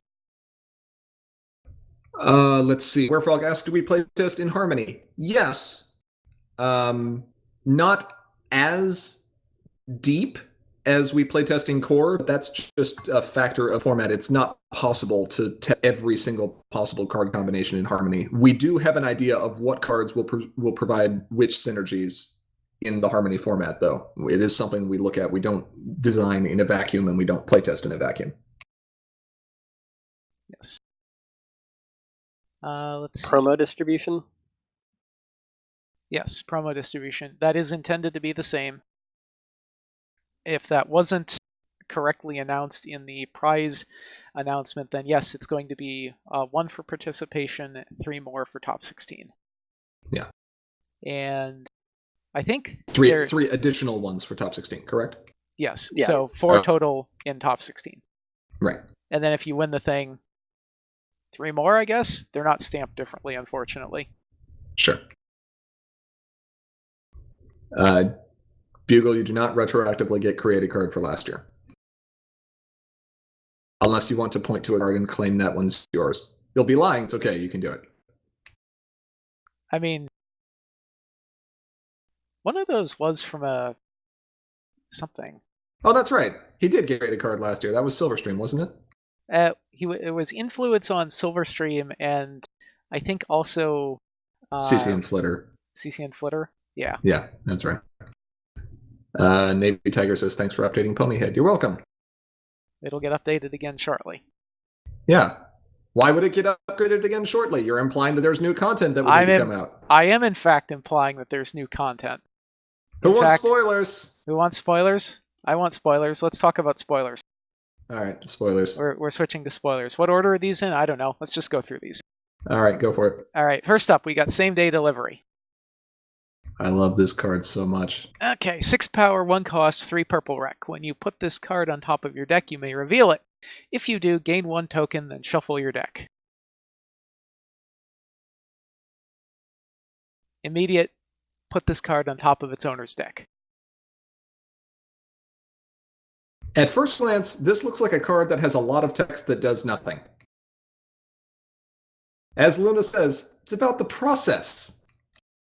As Celestia says, disappointed scowl. Wow, I didn't even realize Celestia was there. This is a very interesting card. At its worst, it is a 180 event that allows you to flip a 6 for a face-off. It's fine. It's not as good as Star Soul Research, but it's fine.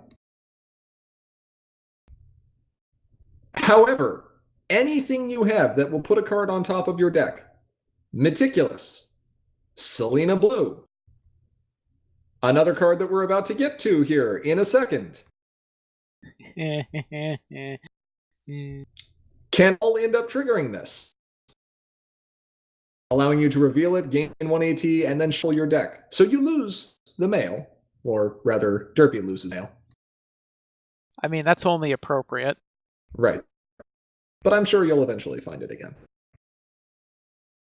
And at worst, if you've really flipped something that you absolutely needed, and it's on the bottom of your deck, you can always play this, get the 180 back, shuffle your deck again, and hopefully get a little closer to finding that card. This is a neat card with all the different applications. It's going to take a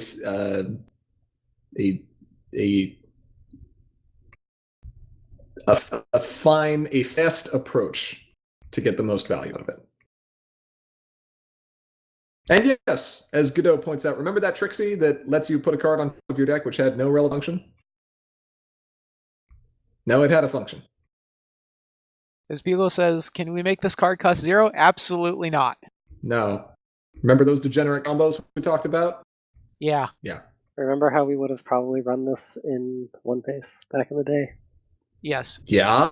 So that's your acid test. If we look at this card and go, man, I wish we had this in some random old combo deck, it doesn't get printed that way. Yeah. All right, next card. All right, next card. We got Twilighting. 4 power, 1 cost, 2 purple rec. Immediate, look at the top 3 cards of your deck. Put 1 into your hand, 1 on top of your deck, and 1 on the bottom of your deck. I like this card. Hey, doesn't this let me put a card on top of my deck? Yeah. So I could put Same Day Delivery on top of my deck. Yeah. Maybe. And I could if it's in one of those 3 cards. Yeah.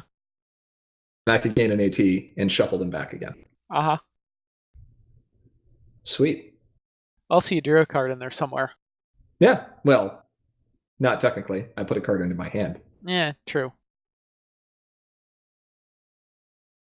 Yes, she is indeed telling time. Implying that there's Glad people got the reference. a magic card reference here. Yes. Right. This is a fun card. It's a neat little replacement for Scope Things Out. A little different. Similar, but different.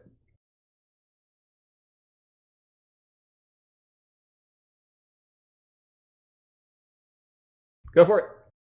Prove what? I don't know. I'm here. I'm hearing next card. Okay. We got Rainbow Generator.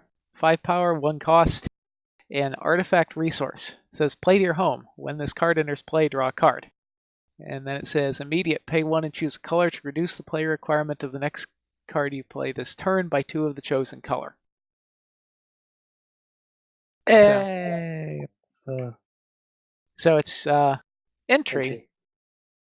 It's actually a pretty decent entry, but you're going to pay for it if you want to get deep into a color, or if you want to play something that's a bunch of different colors. So it's not quite as good as, say, Barrel or Motivational Speech, but I'm going to be perfectly honest here. It's been a little bit too easy to get into too many colors. Yeah. It's one of the things I'm looking forward to most about Trading what? Yeah, exactly. Is the rotation of a lot of the super easy color entry. Max asks, does the immediate stack on this? As long as you don't play a card between activations, yes. So this does allow you to go deeper on color rec than Singing Barrel or Motivational Speech did if your main was only at 3 power. 2 activations of this can reduce the cost or reduce the color rec of your next card by 4 of the chosen color, or 2 of 2 different colors. Yes. Yes, Blue. This was already spoiled. We're covering things that we haven't covered. There might be some things at the end. Let's keep going. Some Apple-related things. Yes, you can get 3 colors reduced by 2 to play a tricorn. You just have to activate it 3 times with different colors. I don't think I want to spend 8 to play a tricorn. I mean, maybe. Might I'll be spend worth it. 5 to steal one. Sure. Fair. All right, next card. Rocket Scooter. 4 power, 2 cost, 3 blue, and 3 yellow. This is an asset that you play to your home. When this card enters play, put 3 1 blue Pegasus friend tokens with Swift into play. When this card leaves play, put 3 1 blue Pegasus friend tokens with Swift into play. Immediate. Retire 3 Pegasus friends, not tokens, mind, to dismiss a resource. Seabreeze's Flower would like a word with you, Bugle.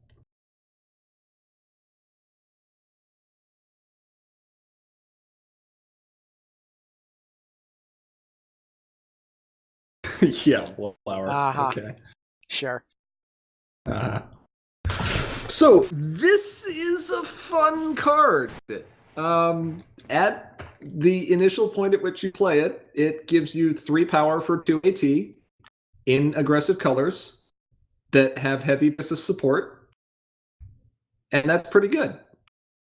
Hey, that's pretty good. However, it also gives you resource removal utility, allowing you to retire 3 Pegasus friends to dismiss any resource. So if you want to use those, and then remove your opponent's desert road, or remove their stick, or their rainbow generator because attacking color entry is the best, that's all fun. However, you can also remove your own resources, like the scooter. So let's present a situation. You have some Pegasi boosting cards. You play Rocket Scooter. You make 3 Pegasi tokens. Those Pegasi tokens are boosted. You use them with your other characters in DFO. Cool, you have just DFO'd. All your stuff goes home.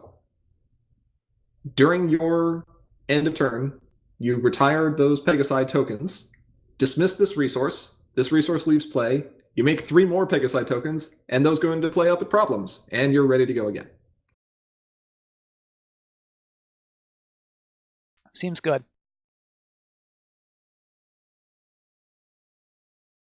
It's worth noting that the most flavorful use of this is, of course, to dismiss Scootaloo's scooter. Yes. Fanman asks, can it be your opponent's Pegasi? No, you must retire, and retire specifies that you must control them. You can use the Pegasi tokens to remove a resource blue. It just doesn't require that they be the tokens. It can also be other Pegasi friends you have.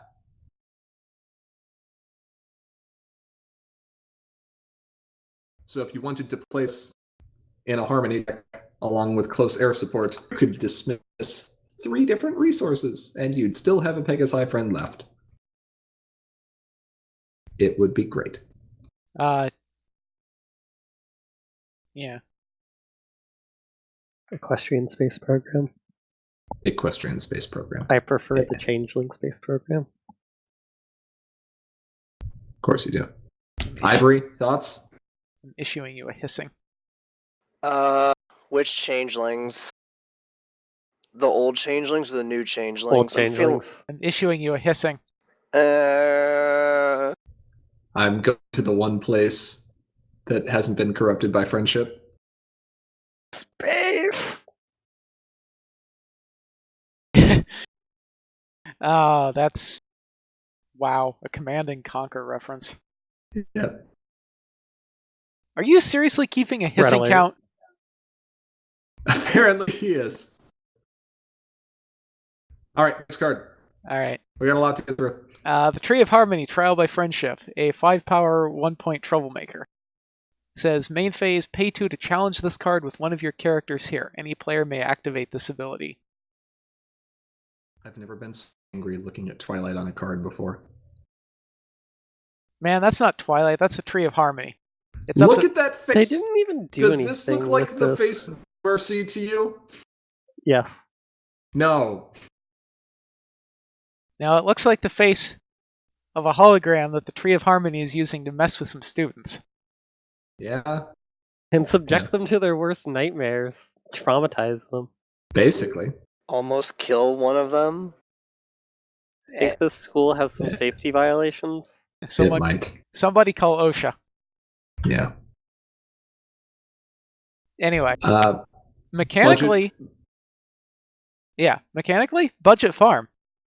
Yeah. Also might have a place in Chaos Control. Yeah. You can start some face-offs there. Which is replace, was it Blackest Night? Mm-hmm.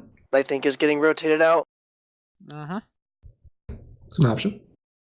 Use it with Daybreaker. Be up 1 power, maybe get 2 points. Seems good. And mess with your opponent because of course. Chaos effects. Use it with Gallus. More opportunities to start face-offs. Play immediate cards. Fun stuff can be had. Oh yeah. Lots of opportunities for shenanigans here. Is good time. Also, doesn't prevent you from confronting problems, so if you're not ready to challenge this yet, don't worry, you don't have to. It's not an epic. Well, it prevents the opponent from confronting, but not you. Yes, it does. Correct. Oh, I had something really good in there somewhere. Oh, you can do stupid things with Smolder. Oh, that's mean. Yeah. I mean, Smolder's not exactly known for being nice. Yeah, the opponent can challenge this for free during the Troublemaker phase, Correct. as you can with a normal Troublemaker.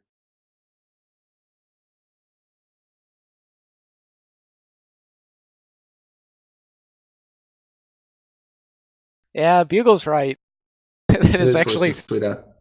Okay. Yeah, but if you've got chaos flips in there too, then it's not as bad. No, I want people to use Sweet Apple Acres. It's a terrible card. Okay. All right, next card. All right, next card. Cramped Caravan. This is a 2 white plus 2 wild, 2 bonus problem that says you need -2 to confront opposing problems. 4 white plus 2 wild. Yes. Yes. 6 for the opponent. You can Yes. tell it's a 6 because of the line and the way it is. Yeah.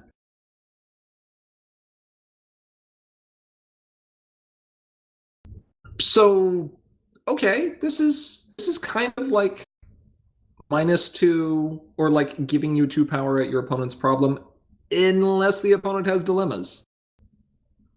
And then this does some really interesting stuff. The Werefrog, make sure you read this. This says to confront opposing problems. You will still need the full 6 to be able to confront this one. You will still need the full requirement to confront dilemmas you play. Right. All this is going to do is reduce the requirement to confront dilemmas that your opponent controls, or their problem. Yeah, it is cramped. Look, the little, like, magic handkerchief things, like, falling out of the art frame.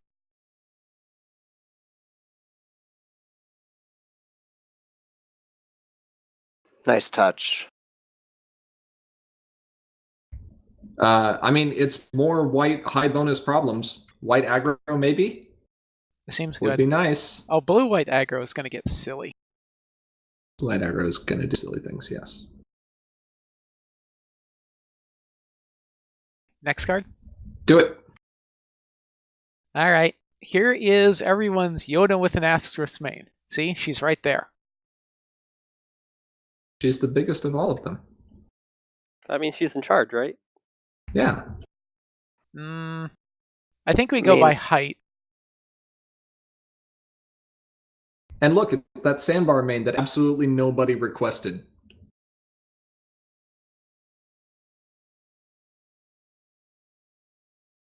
But what does Sandbar main even do?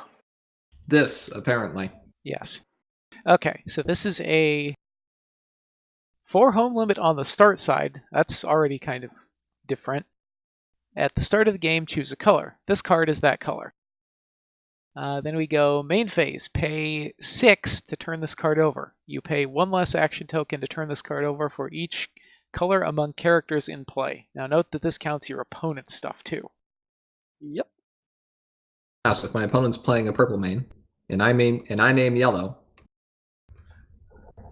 and then I play a Slarite, aiming 2 other colors, I only have to pay 2 to turn this card over? Uh-huh. And if I pay 2 Slarites, and I name the other 4 colors, then I don't have to pay anything to turn this over? And you're playing a 6-color deck, and what's wrong with you? Correct. If I see 6 colors, I assume combo. I'm issuing max hissing. Increment the counter. Combo or reanimator. What's this do on its other side? Why do I want to turn this card over? I don't know, let's find... Let's see, so it's 3 power, as usual. When a player confronts a problem for the first time each turn, put a friendship counter on this card. Main phase, exhaust this card and remove any number of friendship counters from it to play a friend with cost equal to that number of counters removed this way for free. This is play for free, which means that you don't have to pay attention to the color requirements. So, after 5 turns no, where you cannot Bugle. After I'll 5... let Bugle call them shipping counters. Absolutely not. Absolutely not. It says friendship counter. So if you've got 5 counters on this thing, you can put a tricorn into play for free without meeting its recs. Yes. Playing for free means you don't have to spend AT, you don't have to meet color requirement. And that and is it counts as playing the card. Yes, it also does count as playing the card, not just the card entering play. Playing a card without paying its cost, like the Starlight Redeem card from Defenders, does require you to still meet color requirement. And putting a card into play will trigger enters play effects, and doesn't care how you get it in there, but it will not trigger when you play this card. Yes. Meticulous Talks asks, cost is the printed cost except for a very few niche cards. Taxes and those type of abilities, I believe, are always worded as pay +1 or something, rather They than modify the cost. They do not affect the cost directly, they affect how much you pay. Right, with very few exceptions. I think there's some like exceptions in Premiere or something. Yeah, 2 bits as well. Ferry asks, any player confronts? Yes, any player confronting for the first time in each individual turn will put 1 friendship counter on this card, but only 1 per turn.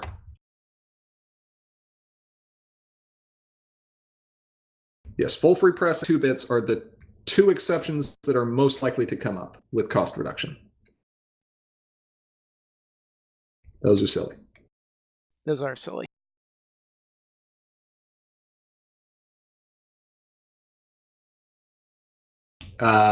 We will determine that and release it with the FAQ.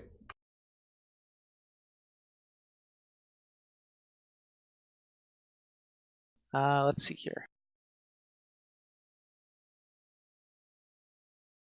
So this card is an Ancient replacement, kind of, for Changeling Pretender. It's not really a replacement for Changeling Pretender. They serve 2 different purposes. Changeling Pretender says, I want 2 colors always.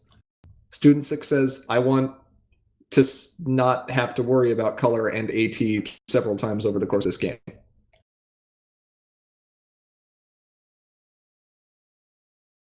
Yeah. Shenanigans. Oh yes. There will be many shenanigans with this card. But importantly, wait, hold on. I think Silverstream is actually the tallest here. So yeah, another Silverstream main. There you go. No, it's biggest. It's Yona. Yona is biggest. Tallest. Yak's not best at being tall. Have you not seen Yona in the finale? She was huge. Pretty tall. She's huge. I'm sure that Silverstream is taller. Have we even seen her? Did we even see Silverstream? Not you tallest. See her. Not tallest, thickest. No. Nope, tallest. Okay, moving on. Yes. Fluttershy, all creatures great and small. 3 cost, 3 power, 4 yellow wreck. She's obviously a Pegasus, and here she is unique. At the start of a face-off involving this card, you may name a friend. Until the end of the face-off, when you flip a friend with that name, put that friend into play.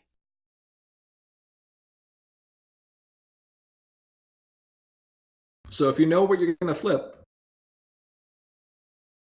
you can get it up there. That's kind of fun.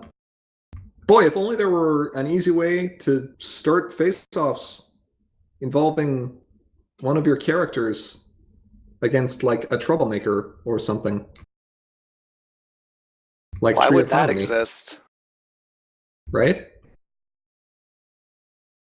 No, Flurry Heart involves herself, not Fluttershy. Yeah, yellow-purple here will be fun. The Frog asks, does this work against that Sunset Shimmer? Yeah, Clever Calculator? Yeah, Clever Calculator. Oh, yeah. Uh-huh.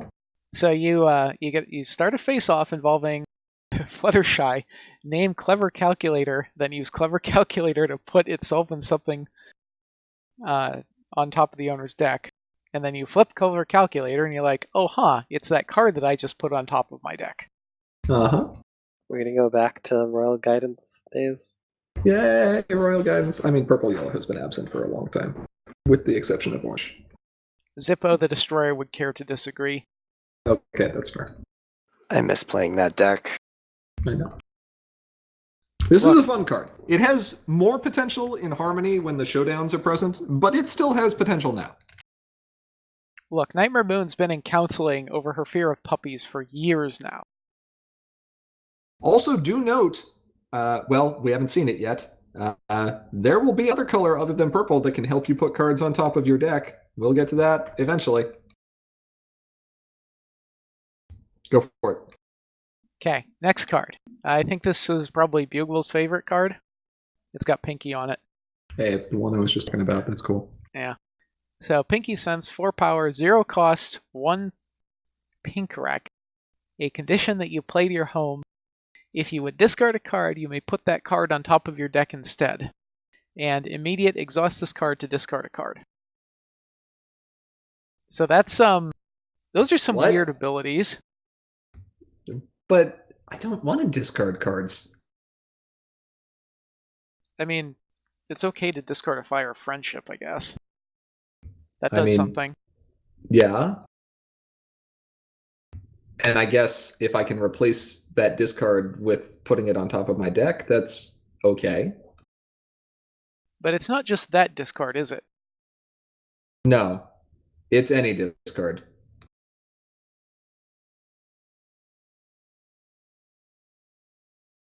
So when your opponent plays that Nightmare Moon and you're like, no, my hand and those 7 out of 8 cards I really want to keep.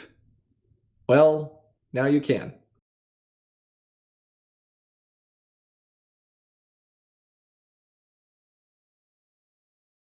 And yes, as Godot says, also Pinkie Pie Party Cannoneer.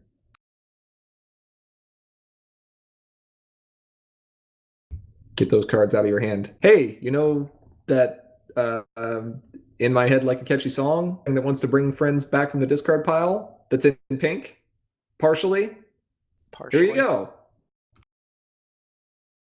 Hey, you know that little event we just saw that likes being on top of your deck? Here you go.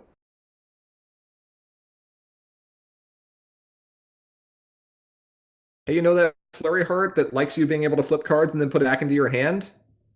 But you need a way to put it on top first? Here you go! Hey, remember how much Silverstring hates Tempest? No, I think it's how much Tempest hates Lyra. Well, Tempest is going to hate Lyra even more now. I see.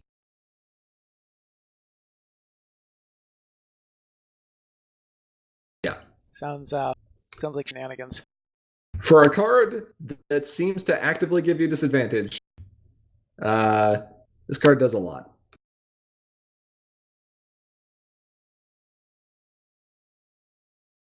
Yeah. All right, next card. That next card. All right. No, wait, what? Godot says, wait. Waiting. Well, while we're waiting, let's talk about Spike High Stakes Lava Ball. It is a 1 power blue friend that costs 2 and has 3 rec. Hey, haven't we seen those stats before on some card?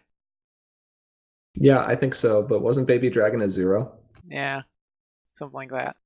This is a little bit different because it's agile, and then it says this card's problems bonus is increased by 1.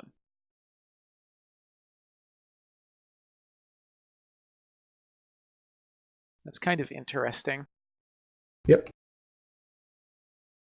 So, Bugle says, Rarity cry. No, Rarity is 100% okay with this. Hey, you remember that, what was it? Dazzling Fashionista that became impossible to flip after the confront rule changes? Hey, remember that RTO card from back in Premiere? Remember that thing? No, no one remembers that thing. Don't talk about that. I don't know. No? No, I don't remember it. Actually, you know what? Forget all those cards. Check out all these blue aggro decks that would like more points off of starting face-offs.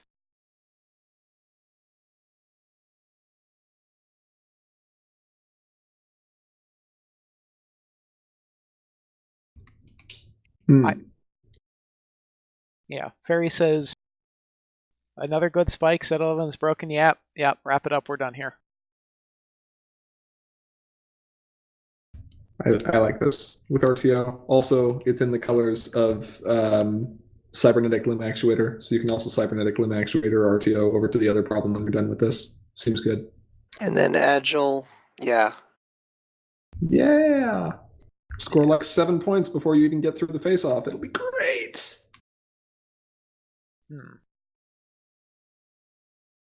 Okay, Cool. next card. Next card. Discord, Second Opinion. 3 pink, 5 cost. So you know this is going to be a whopper.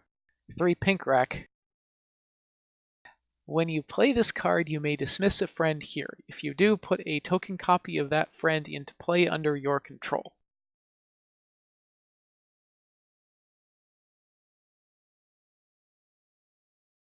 Can I dismiss my own Catajack to put another Catajack into play? Yeah. And effectively run 6 Catajacks in my deck? Not seeing the problem here. Bugle asks, does under your control need to be there? No, it does not specify where the token friend needs to go. No, does it need to say under your control? And no, it does not need to say that. No, it does not. That's fair. Yeah. We have seen 5-cost removal friends see play before. Evil Twin does stuff. Old Money wasn't 5 cost, but she was close. Discord is an interesting card. Godot also previously brings up skipping class with Pinky Sense. It's actually not as valuable as you might think. Assuming you saved 3 cards there, then you are spending 3 AT and playing a card to discard 3 cards from your hand, draw those same 3 again, and get 3 new ones, and you can just spend 3 AT to draw 3 cards. So, unfortunately, not the most valuable play.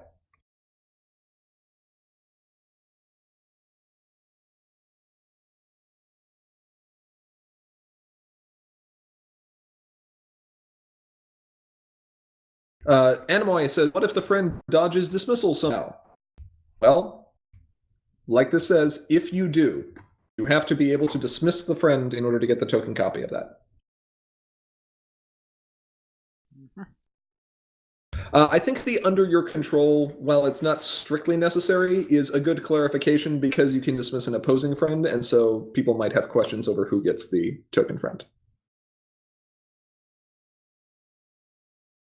Don't try to play this on Unfrightened Yona. Good advice. Don't play this on things with Persistent. It will not end well for you. Do play this on things like your opponent's Daybreaker. Yes. Did we answer what if a friend dodges dismissal somehow? Yes, we did. Okay. Dismissing a frightened friend uses printed information on that friend. In the same way that if you make a token copy of a frightened friend, it does whatever that card normally does. All right, next card. Next card. Latonia Petals, Mare of Many Talents. 2 pink, 2 cost, 1 pink wreck. This is a talented card, so when you play an event whose requirement matches at least one of this card's colors, you may exhaust this card to draw a card. It's cute. Entry option for like Silverstream or Pinky, because Pinky wants to draw a bunch of cards, clearly. Yeah, if you're going to play a bunch of events, this seems good. Yeah, Beagle says he likes playing belly flop and drawing a card. That seems rude. Seems good. No, what seems ruder is you play Pinky's first to steal their friend and draw a card, and then you play belly flop to throw their friend into their other friend and also draw a card. If you retire her to belly flop, is it possible to get a card draw? Nope, you can't exhaust her. You can't pay the cost.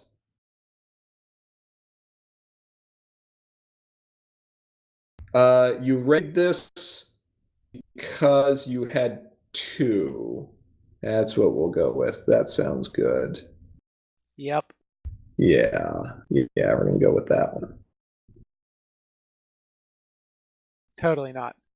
Back to Definitely not cheating. Not cheating at all. Nope. Okay, next. Next. Pinkie Pie, Honorary Yak, 2 power, in pink, obviously. Cost 2. Have we really not covered this yet? I feel like we've covered this. So the thing is, we didn't actually cover this last week, as best I can tell. Or 2 weeks ago, or whatever. But whatever, we're covering it again because Pinky best at being Yak. Did we seriously cover this last week? I was pretty certain that Ivory, she's backed me up here. Did we cover this? Honorary Yak? Yeah. I feel like we did. I also kind of feel like we did. Okay. Maybe I was messing that up then. Whatever. Pink Pony Smash. Pony Smash. Okay. Evidently we did cover that, so we'll just...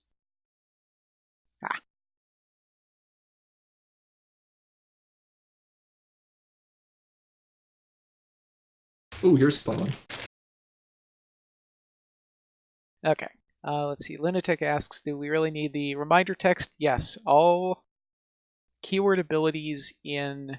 or whenever there's space, a keyword ability should have reminder text. Alright. Now, moving on. We've got Grogar Tactical Consideration, a blue-purple 2-power card, cost 2, with 3 and 3 rec. And he says, if one of your face-down troublemakers would be turned face-up or uncovered, you may choose to not turn them face-up or uncover them instead. Wait. So I play a troublemaker because I want to stop my opponent from confronting. Uh-huh. And then my opponent has 15 power at that problem. Uh-huh. And I'm like, shoot. Maybe I shouldn't do that? Maybe I shouldn't do that. And then you're like, how about I just not turn that up because I've got a Grogar? Yes.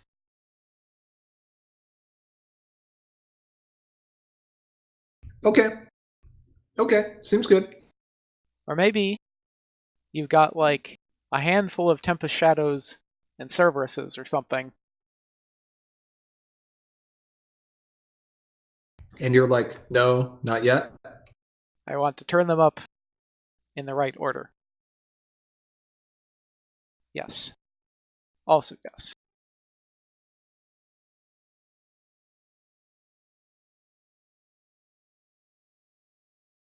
Okay.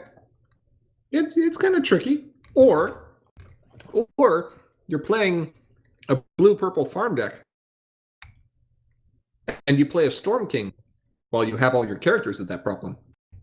And then the opponent, being the sneaky devil that they are, DFOs, and all your characters go home. And you're like, man, it's going to take me forever to get enough AT to move all my characters up there.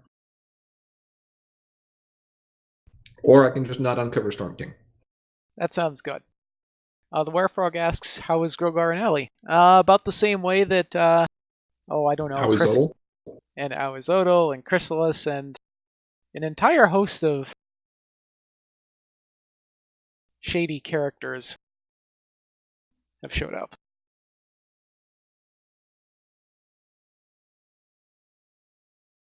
Yeah, Chrissy actually had to change some trait. Yeah, she does. All right, next card. Next card. That's Devil Babby. And I'm issuing you a hissing bugle.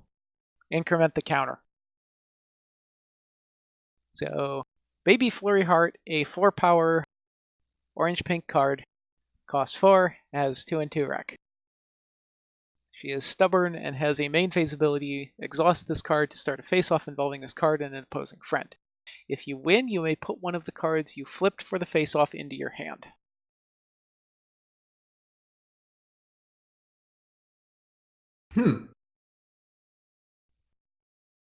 So if I have synergies with face-offs.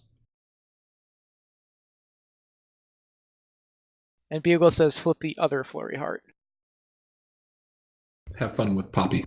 This sounds bad.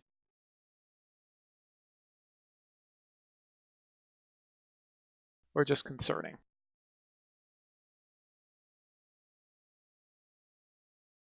I mean, at worst, this is like a pseudo draw card.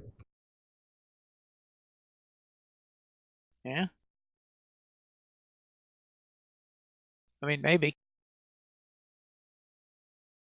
Has some good synergy with Pinky's Present or Pinky Sense, though. I'm sure there's some fun that can be had here. Anyway, next card. Mm-hmm. Alright. We got Flash Magnus Squad Leader. It's a 4-power blue, costs 4, with 3 rec. It has Hasty, and it says, while an opponent controls a friend they do not own, you may pay 2 less to play this card. So if your opponent steals some of your stuff, or if you were to, say, donate some of your stuff with a certain card, this dude gets cheap. Hey, don't we have that new white rarity that is so overly generous it gives your opponent stuff? Yeah. You know, I said something about donating, I believe. What did you say about donating? I don't know. I just said something about donating. You know, that rarity card that donates things. Generosity is its own reward. And it saves you 280. Sunset Festival. Yeah. Yes. Hi, Skitter. Like, I think this card's actually just fairly straightforward on its own. Let's see what I did there.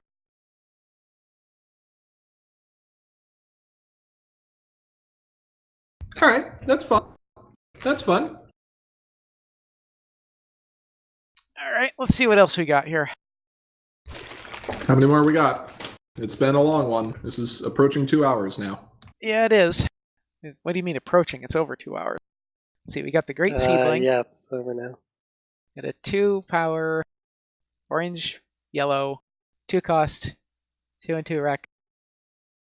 Let's see. Oh, another talented card. When you play an event whose play requirement matches at least one of this card's colors, you may distribute it 2+1 power counters amongst up to 2 of your friends with printed power 2 or less.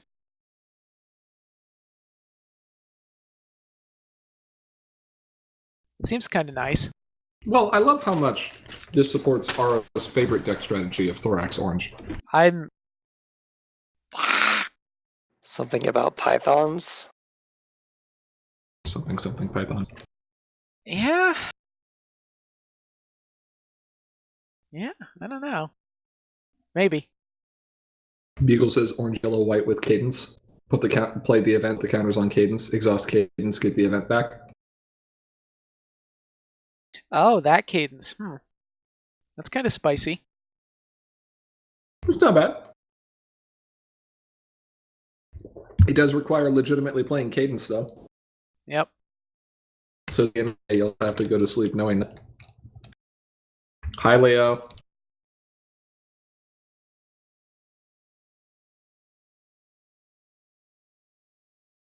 Just being mean here. All right. Next. Come on. We gotta have a few more. Yep, we do have a few more. Sunburst. Keep it up. Roll through it. 3 power, purple, pink. Pink, purple, whatever. 3 cost, 3 and 3. Eccentric 2. When this card enters play, you may reveal the top 5 cards of your deck, put an event revealed this way into your hand, and the rest of the cards on the bottom of your deck in any order. This sounds a lot like an old card. What was it, Formare? Yeah. Uh-huh. Except for events instead of resources. What are you crinkling? Sour candy. I'll stop. I hear crinkling. No, it doesn't help you with stamps. It does help you find and dig for an event, though. I'd also like to point out that Trixie is technically on this card. Technically. Taking a look. Oh, the back of the card? Sure. That's her hair. No. Yeah, her hair. Oh, so it is. This is technically a Trixie card. Uh-huh. Yeah, so this is going to be interesting if you're running a very event-heavy deck, which I think pink-purple is probably up there for event heaviness. Gotta go ahead and get them belly flops. So yeah, gonna be interesting. Mm-hmm. Might have a bit of a time competing for slots, but it's definitely an option. Yep. The Eccentric 2 on a 3-power Bobby is still not the worst. I'm already cackling. This sounds like Farm Formare. Yes, it does. Gyro reprint with when this card enters play when hell freezes over. Not Tomorrow. anytime soon. Sorry. Alright. It's Princess Cadence, the Lost Parent. 2 power, pink white, cost 2, 2 and 2 Rex. If an opposing friend or troublemaker would be dismissed, you may exhaust this card to banish that friend or troublemaker instead. Princess Cadence. Grub recursion! I'm so tired of grub recursion. I'm gonna beat it up and get it out of here. No, Princess Cadence would like to speak to the manager. She's gone Grubber full. recursion is fun. Now, note that this cannot prevent or replace uniqueness violation dismissals. If your opponent has a grubber and they uncover another troublemaker, that is dismissed by the game due to violating uniqueness, and you can't deal with that. But what this card does do is give you an incentive to actually fight grubber now, which previously you didn't want to. Yes, Princess Karen, as Godot says. That's what I'm going to call this card.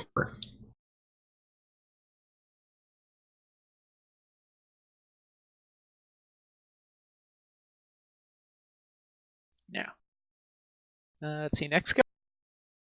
What about problem replacement? Oh, what's this? Oh, what? Apples? What's this? Buy some apples. There's too much text on this card.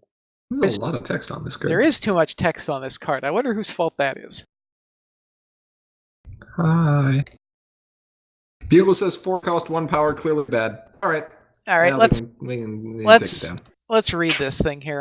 All right, so 1 power, orange, costs 4. All right, so when we've seen power to cost ratios like this, it's either just straight up bad or some kind of a whopper. We'll let you be the judge. 3 orange rec. This is a unique Earth Pony, go figure. This card enters play with a +1 power counter on it for each of your other Earth Pony friends. So I'm not so sure about that 1 anymore. All right, so this is already going to be much bigger. When this card enters play, put a +1 power counter on each of your other Earth Pony friends. What? I'm way less sure about that +1 anymore. What? And then... So all those Earth Ponies that I made from, like, backup dancers, and I'm clearly playing this in a director deck? Yeah. Let's see here. Immediate, remove a +1 power counter from one of your Earth Pony friends. If you do, that friend can't leave play this turn. Well then. And this already comes with power counters on it. Yeah. And it puts power counters on all your other Earth Ponies.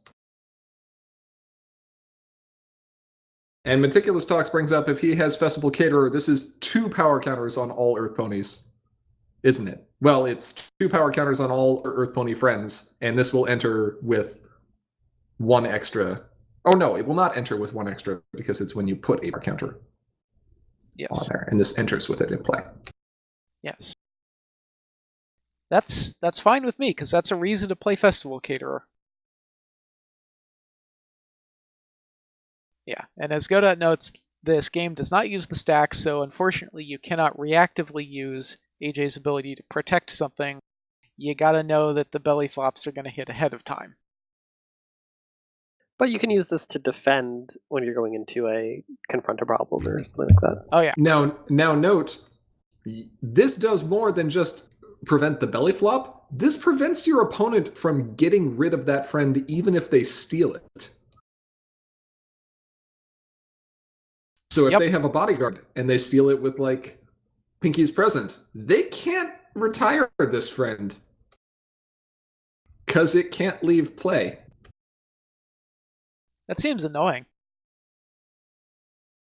Like, as a pink player, I'm somewhat unhappy about this turn of events. Bugle would like to remind people that Captain Jack is rotating out. So what I'm hearing is Earth Pony Tribal. So when you have your opponent, and your opponent is running like 5 or 6 Earth Ponies on their side of the field, and they start by saying, I remove a power counter. And you say, okay. I remove another power counter. Okay. I remove another power counter. Uh-oh. Somewhere around here, you should be getting concerned. So if retirement's a cost, you can't do that. Yep. Retirement's a cost, and you can't pay the cost, and you can't do the thing. So don't be a silly pony. Plan ahead. It also should be noted that this is the same wording as bats, with the friend not leaving play this turn, which means that you also don't have to deal with home limit for that turn. So, you know, that's fun. It's certainly interesting. But we do need to look at one fundamental thing about this card. This is a 4-cost card that flips for 1 power. Therefore, it is clearly garbage and can never be played. I don't know. I think this might actually be playable despite all that. Oh, she's such a good background pony. She deserved a card like this for her day. See, it's funny, too, because she is most definitely not in the background. Like, she takes up most of the foreground here, even. Yes, she does. Who you calling a background pony?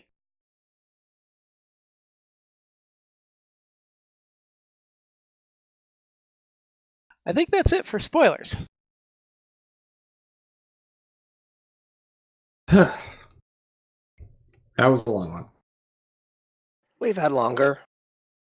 Yeah, the Slug Fest. Oh boy, who's excited for that?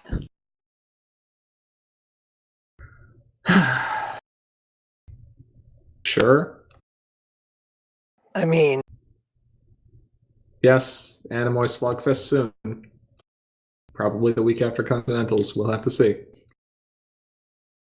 Oh, man. Oh, the Slogfest. It's gonna be so good. As long as my voice isn't shot. Oh my god, the Slogfest. Alright. It's only 5.5 hours. We covered a lot of stuff today, guys. We did cover a lot of stuff. Thank you for sticking with us this whole time. I'm going to forego the usual Patreon comment here because, well, we do obviously have the spoilers and stuff, and this was still a stream.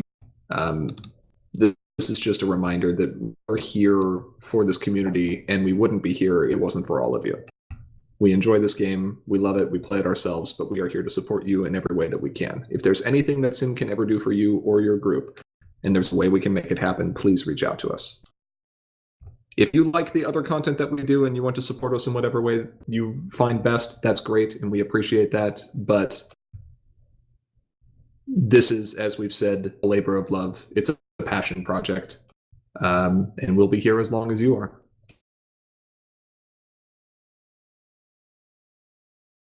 Or at least I will. You keep playing, we'll keep designing. I'm too stubborn to leave at this point. So, there you go. If I exhaust you, can I get an action token? No. No, but I'll still contribute power to confronting. And to face-offs when he fights me for me talking crap on Rarity earlier. That's fine. Your favorite pony's bad anyway. Well, them's... We're fighting. Them's fighting words. We're fighting. Alright, so I guess we've, Fox only, no items, final destination. Alright, so I guess we've got some, content lined up for the next few weeks, which is just them squaring off.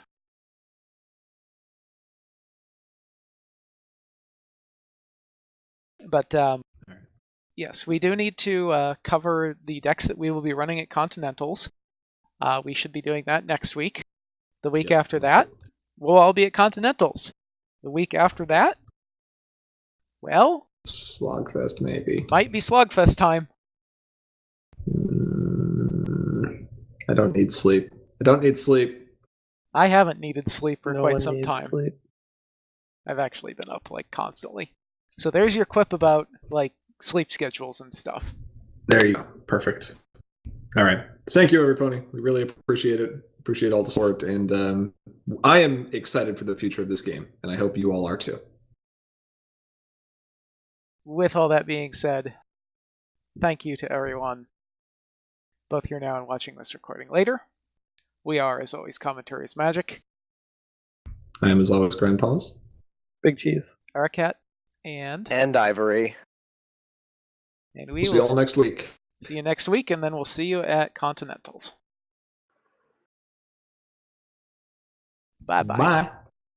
Bye.